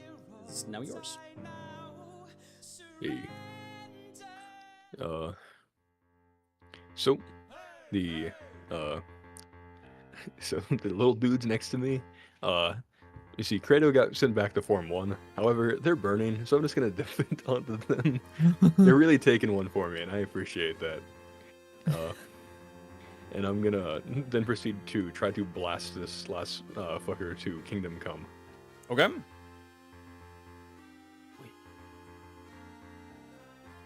You say you're gonna dip it. Yes, sir. That's great. That is a 9L. A 9, yeah, unfortunate miss. That's a 17. Okay. And that's a 15. Both of those will hit.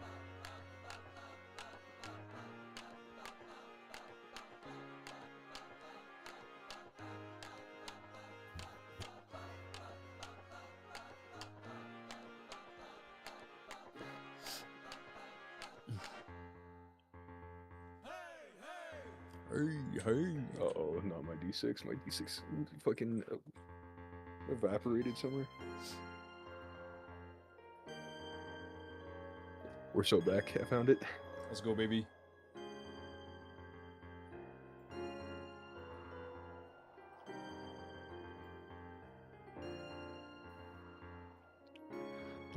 So between the two hammer attacks, that is 20 fire for both of them. 20 fire for both. Yeah, total. Oh, I rolled the damage for both of them. okay. So So it was actually 10 each, surprisingly. they're gonna take 40. Thing is hanging on by a thread once more. Let's see here. Is there anything else I can do to this fella?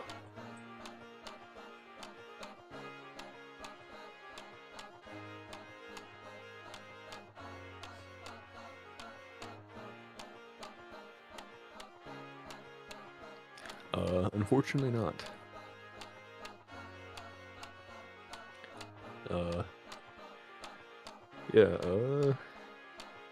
I'm going to guttural taunt once again. Okay. Just in case they die to the fire because they're weak to it.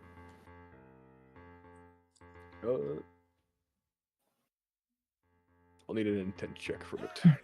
Intense. Let's see. It's a 19. Mine is a 24. Hey, that'll do. It's taunted for another check. And that's Tim's. Caesar Wraith time.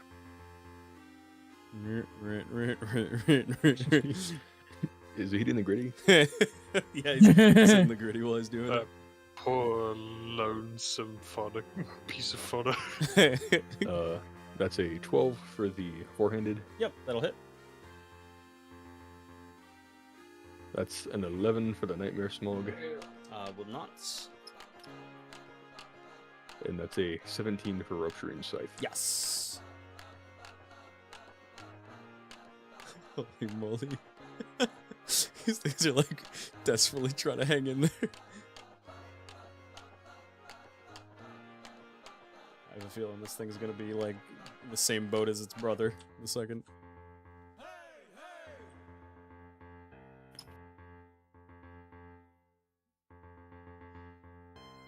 That is 21 necrotic, and it needs to make a con save. Okay. And a con save. 25. Yep, it passes. And this is Rupturing Scythe.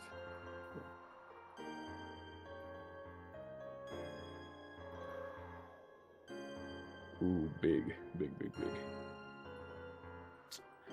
That is 25 chaos, and if it didn't heal itself, it's another 5 to the acid. And this unit goes down. Hey, let's go. Look at these races, maul the shit out of those fellas.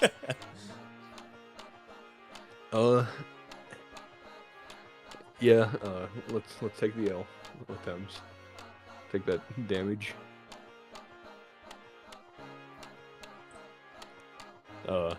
That's me saying that's the turn. That's the turn. Okay. Clotisham Knights. I think he's on fire. Did he get set on fire by something? Because my hammers don't set on fire; they just do fire damage. Okay, cool. They are not set on fire then. Clotisham Knight is going to. he's guttural taunted again, so he has to attack you. Oh man, he's just trying to hang on for dear life. He's gonna harvest again. Okay. Give me an agility save.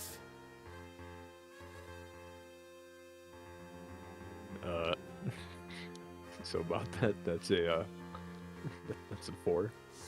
Grabs you again. It's gonna deal a d6 organic. That's 3 on the die, so 6.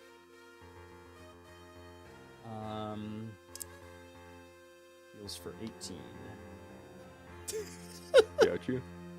Thing is, it's trying. It's really trying. My turn now. Yep, that's all you. Alright, time to beat the fuck out of it. I'm saving that until after I kill it. Okay, gotcha. I don't want to say nah, I'd win and then somehow lose to one dude. That is for the arrow a That's the 14. good way. Yep, 14 will hit. The first hammer's a nat 20. First hammer's coming in fucking clutch. Oh boy. Okay. And the second hammer's a 12. 12 will hit.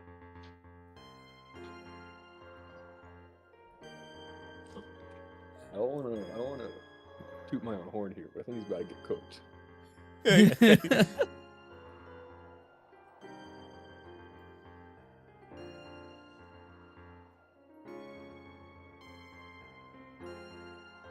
Good thing I just checked to see where I hit my soundboard. I accidentally pressed my toe up against my mute button.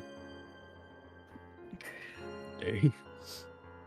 That is for the arrow. That is 12 fire. 4. And hammer time.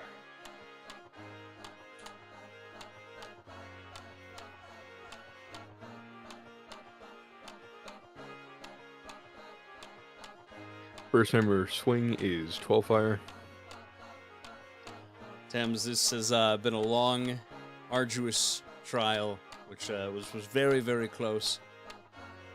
Your opponent is at your mercy. Choose their pitiful fate.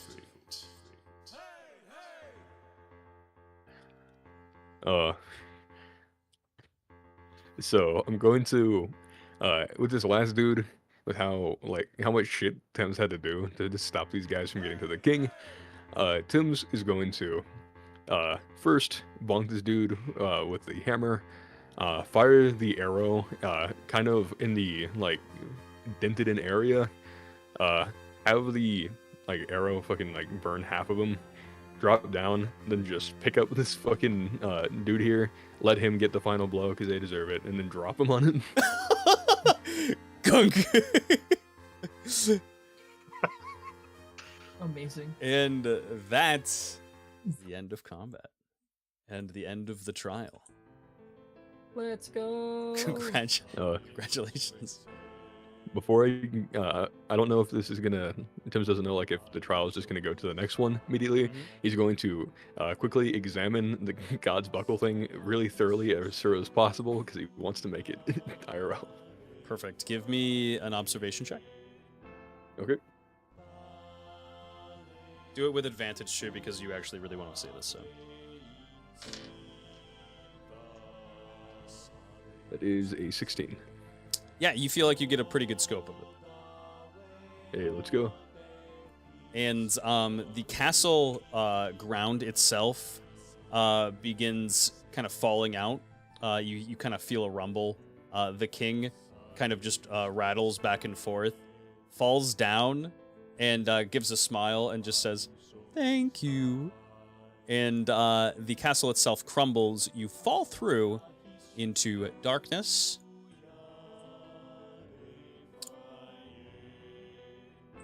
And as you fall, you feel like you fall for quite some time until you finally land on what feels like a very, very hard surface in the middle of a gigantic rock. In the center of this rock is a small, burning ember in a snowstorm. Oh, I think I know what this trial is gonna be. I gotta keep that flame alive, don't I? Welcome to... Just scroll up here.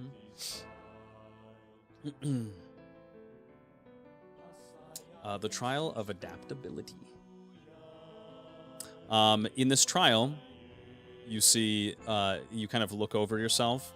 You are stripped of all your armor. You are stripped of all your items. You are stripped of all your abilities. You are just simply left with your skill. You must survive the winter, which is in... this is in 4 phases. Or sorry, Yes, 4 phases. You need to survive 4 phases of this winter. Should you do so, you will have completed the trial. Each of these phases will come with their own set of actions, and as the winter goes on, it is going to get more bitter, unlivable, colder. The winds are going to pick up, and everything is going to be a lot more brutal. I'm going to give you a list of actions that you can perform for this trial in the first phase. Do you understand pretty well? For the most part, I think I'll understand it better if I can see the actions. Sure. So phase 1, 3 actions. The winds slowly pick up. The snow begins to fall. Winter is here, and it shall soon overrun this valley. If you are to survive this winter, you must think fast. A small burning ember sits at the center of a large rocky foundation. If it is to go out, you have little hope of survival. But there is always hope.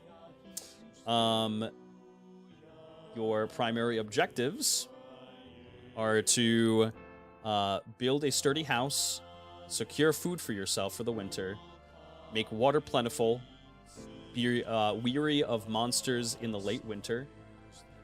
You have to survive through phase 4, and above all things, be the hero the world needs.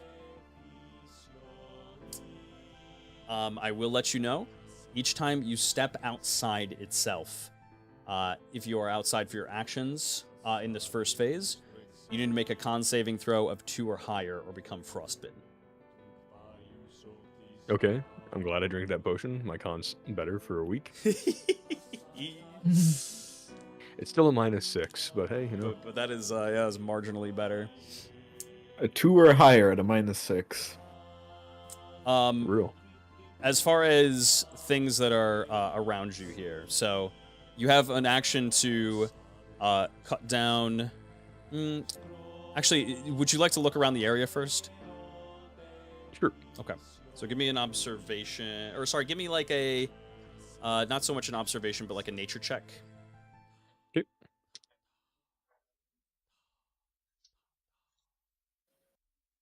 Ooh, big, 22. All right, that's actually big. So there are fanged ash trees over here. These are very kind of, these are widely known in Mechalite. They grow in valleys like this. They have fangs and faces on the trees to intimidate, scare creatures and monsters away.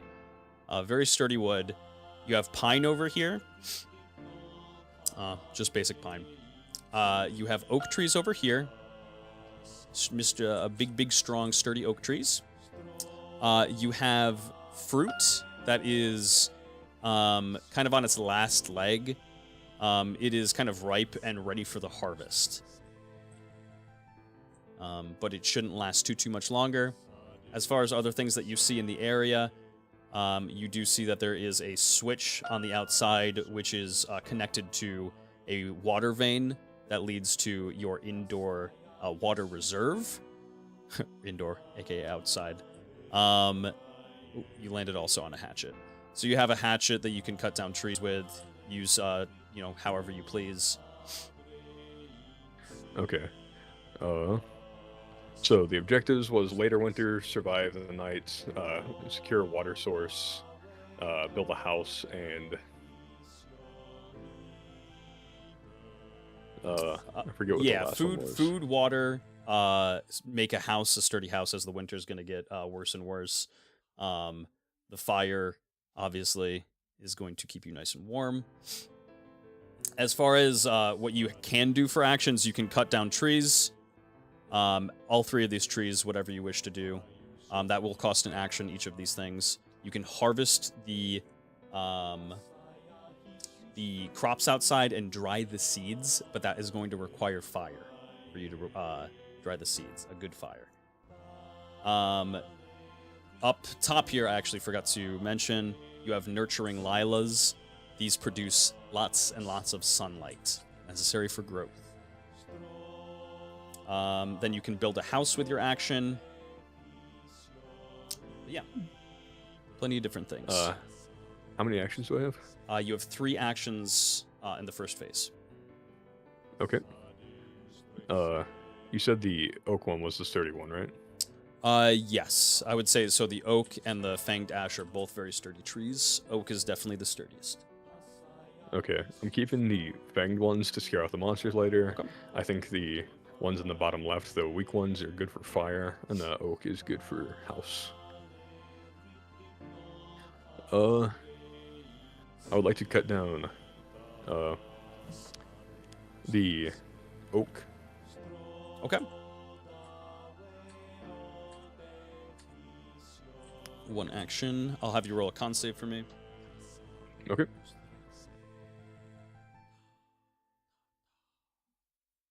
That is a 3. Oh, good. I rolled a fucking 9. Jesus Christ. Okay. Okay.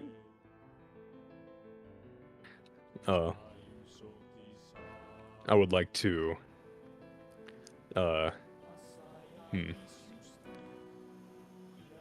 collect the plant, because you said it's gonna go bad soon, right? Yeah. Okay, I'll grab plant. Okay. Is drying it another action? Or you need a fire, right? It is not another action. You do need a fire though. Okay. Can I collect the Actually, I'm gonna build a house around the candle so that way it doesn't go out. Yes. Okay. You build a house.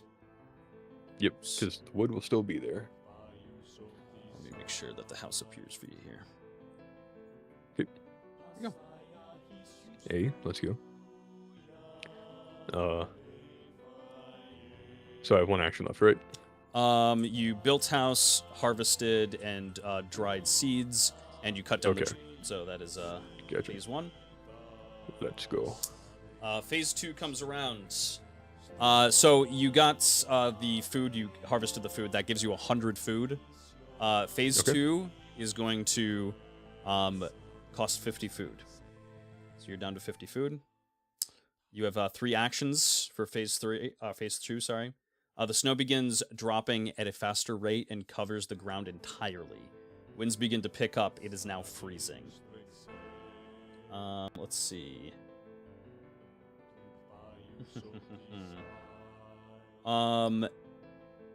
You do hear the pipes start creaking over from this barrel here. Are they freezing over, I presume? Yep. Okay.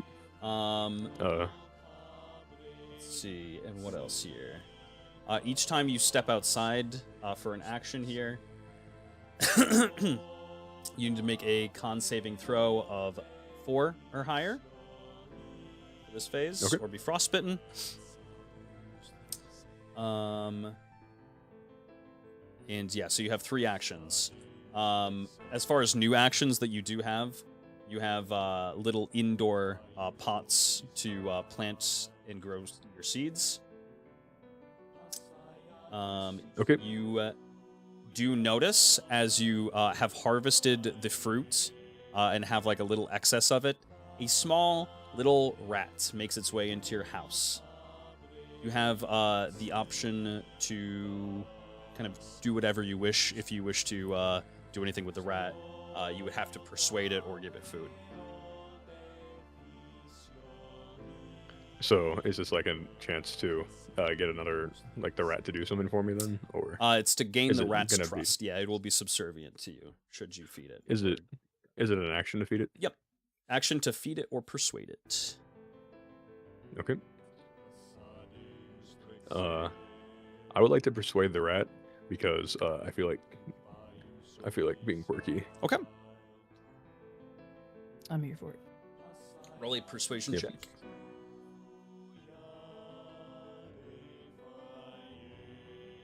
That's a 17. It is an 18 to persuade the rat. Okay.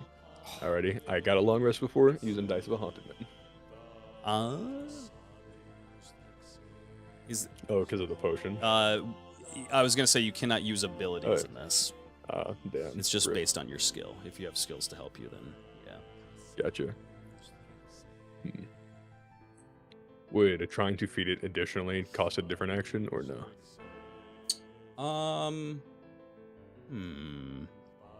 No, you know what? If you give it food, I won't penalize you with an additional action. Okay. How much food would I have to give You it? would have to give it all your food. You have to give it 50. You still have your seeds. Okay. What I'll do is I will give it the 50 then. That's one action down, I think. Yep. Okay, I'm gonna go collect the weak wood at the bottom left. Come. Give me a con save and throw.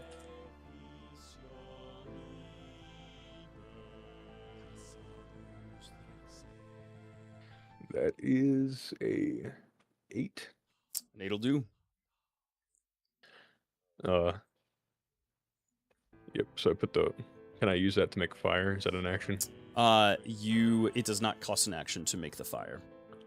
Okay, then I'll make the fire. And I will go collect the sunlight plants. Okay. And collect the sunlight plants. Another con. Okay.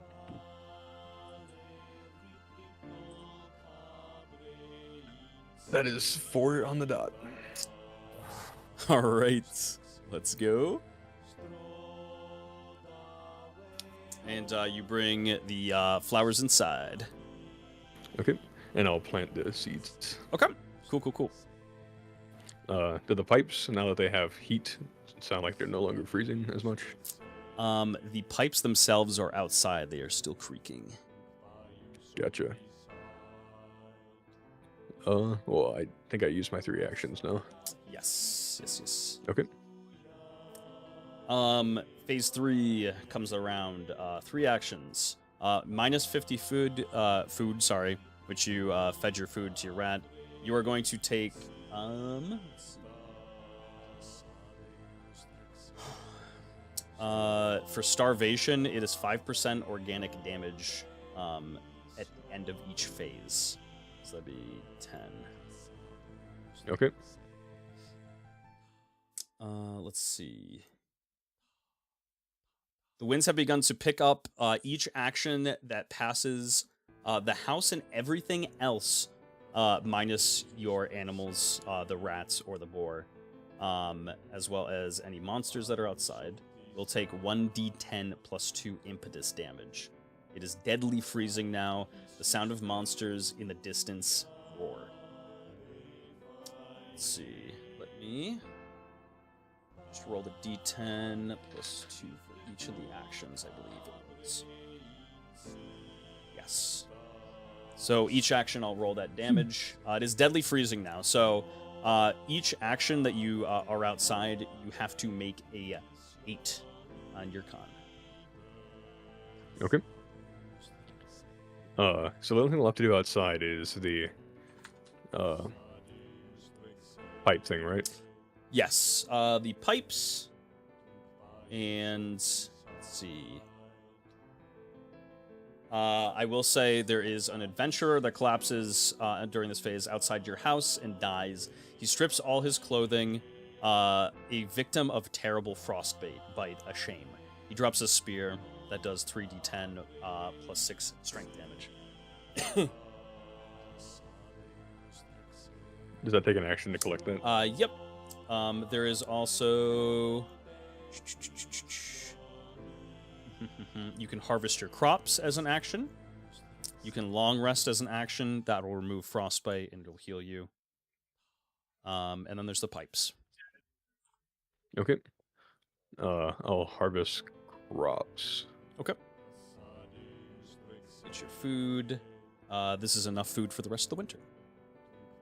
Okay. So, I have 2 actions remaining. Yes. Okay. I will fix the pipes. Okay. How would you like to... So these pipes are starting to... it seems like they're on the verge of bursting. You have the switch outside navigates the cover here, which would release... it would release it so there could be more water pouring into it. It is kind of currently in a vacuum. Okay, yeah, I'll relieve some of the pressure, but also try not to lose all of my water. Okay. So you go outside. Give me a con saving throw.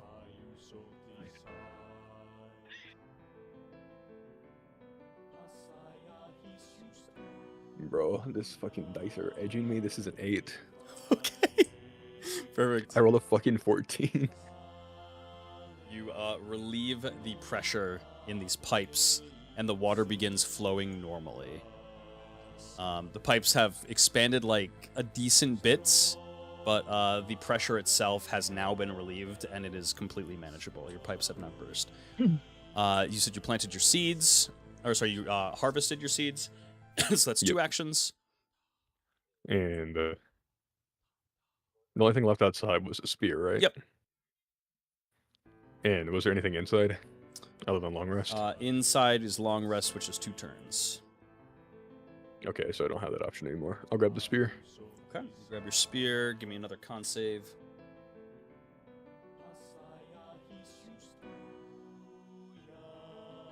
That is a 7. Unlucky.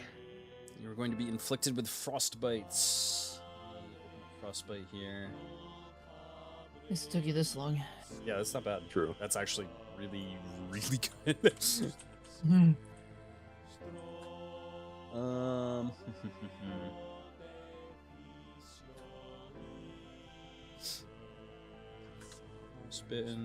Frostbitten.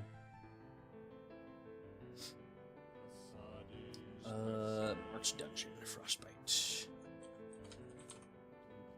It's 15 damage per turn you're going to be taking. If you fail the con saves after it, it's going to be upgrading. Okay. So question for you here. Yes. Did my HP reset whenever I got to this, or did it start from what I was at last time? Start where you were last time. Okay, so 15 damage. Yep. 15 cold. Got you. Let's see. Back up here. Phase 4. You made it. Final phase. This is 5 actions. Negative 50 on the food, which you are good with food. The last stretch and most brutal of winter, the cold, speedy winds deal 2d10 plus 2 impetus damage per action to structures and Thames. Oh shit, I forgot to roll that damage before while you were outside. So I do have to roll that. 1d10 plus 2 impetus damage 2 times. Okay. Am Am I still resistant to impetus or no? If you have a resistance to it, then yes. Okay, cool. So it's 8 for the first one, and 5 for the second one. Just as Okay. the rolls. So 4 and 3. Yeah. Yes. Yep. Okay. So for this last one, cold speedy winds 2d10 plus 2 impetus damage per action to the structure and Thames. Fortunately, you picked very sturdy wood, so this wooden house is actually holding very well up to the damage of the winds. The monsters have reached your house. Survive this, and you will have completed the trial. Each turn on the cold, Thames must make a con saving throw of 12 or higher, or be frostbitten, or it will upgrade your frostbite should you be outside. These monsters will deal 3d10 plus 3 strength damage to the structure for each action. As they approach, they notice the fanged ash trees and seem weary approaching your house. Let me give you the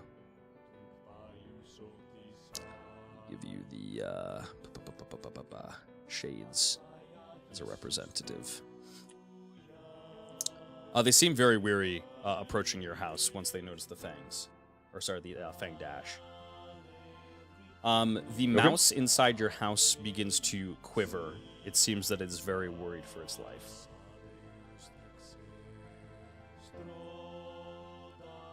Is there anything to do with the mouse? You can send the mouse out to distract it. you can keep the mouse inside the house and just reassure it. That doesn't cost an action.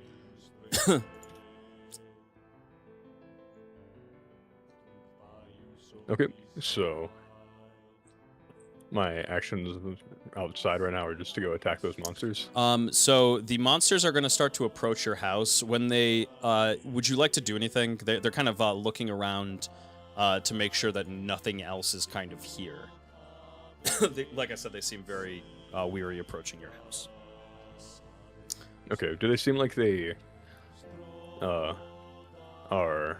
would be like scared of other things being here, or would or will leave it alone if they don't think anything else is here? It seems like they are definitely vulnerable to intimidation.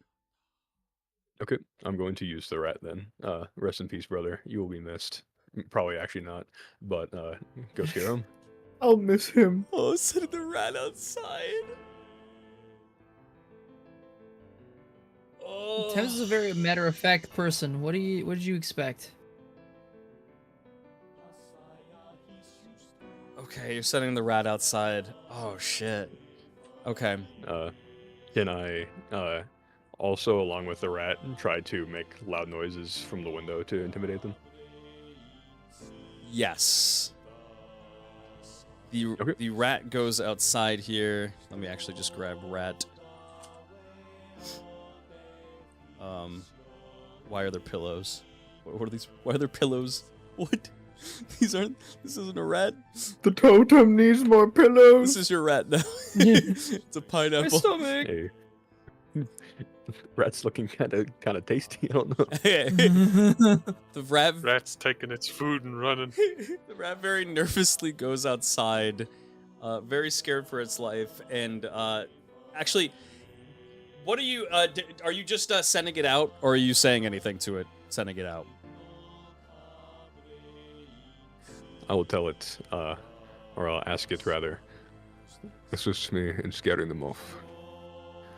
If we do that, we will be safe. Okay.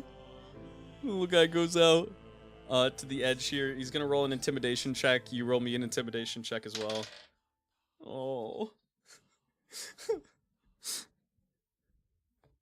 You know how disgusting these rats look in this world. That's a fucking 26 for me. It sees you. It's extremely intimidated. The Fanged Ash give you in particular plus 15 to your intimidation check. This thing actually can't even go over that. Wait, so I rolled a 41? Yeah, this thing is incredibly intimidated by you. The rat rolls a 1 altogether. These things are gonna go up right to the rat and begin attacking it. Is that one of its actions that it would have used to hit the house? Yes. Okay, worth.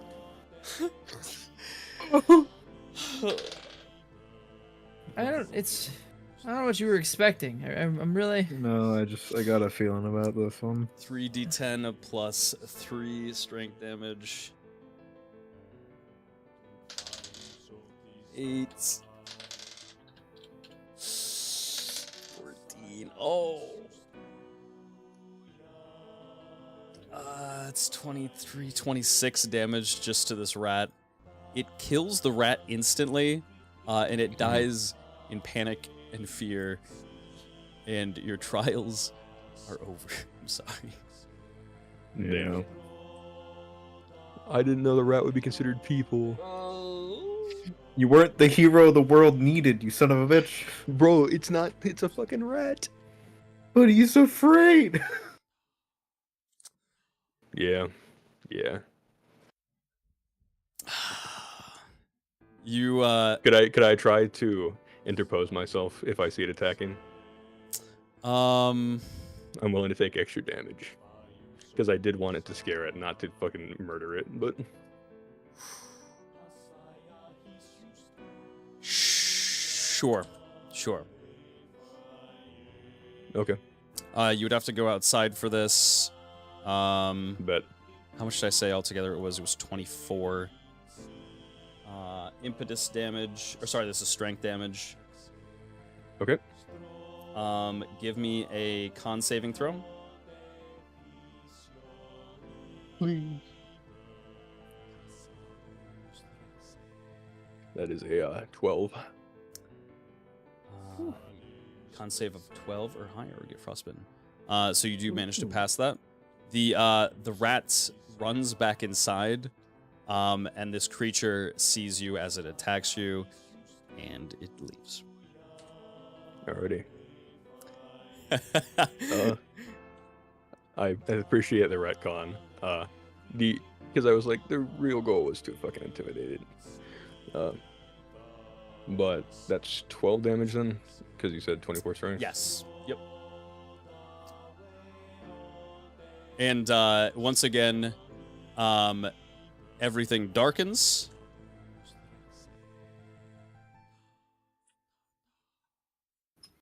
And that is where we're going to end tonight's episode. Thank you, ladies and gentlemen, for watching. I appreciate it. I hope you all have a lovely rest of your evening.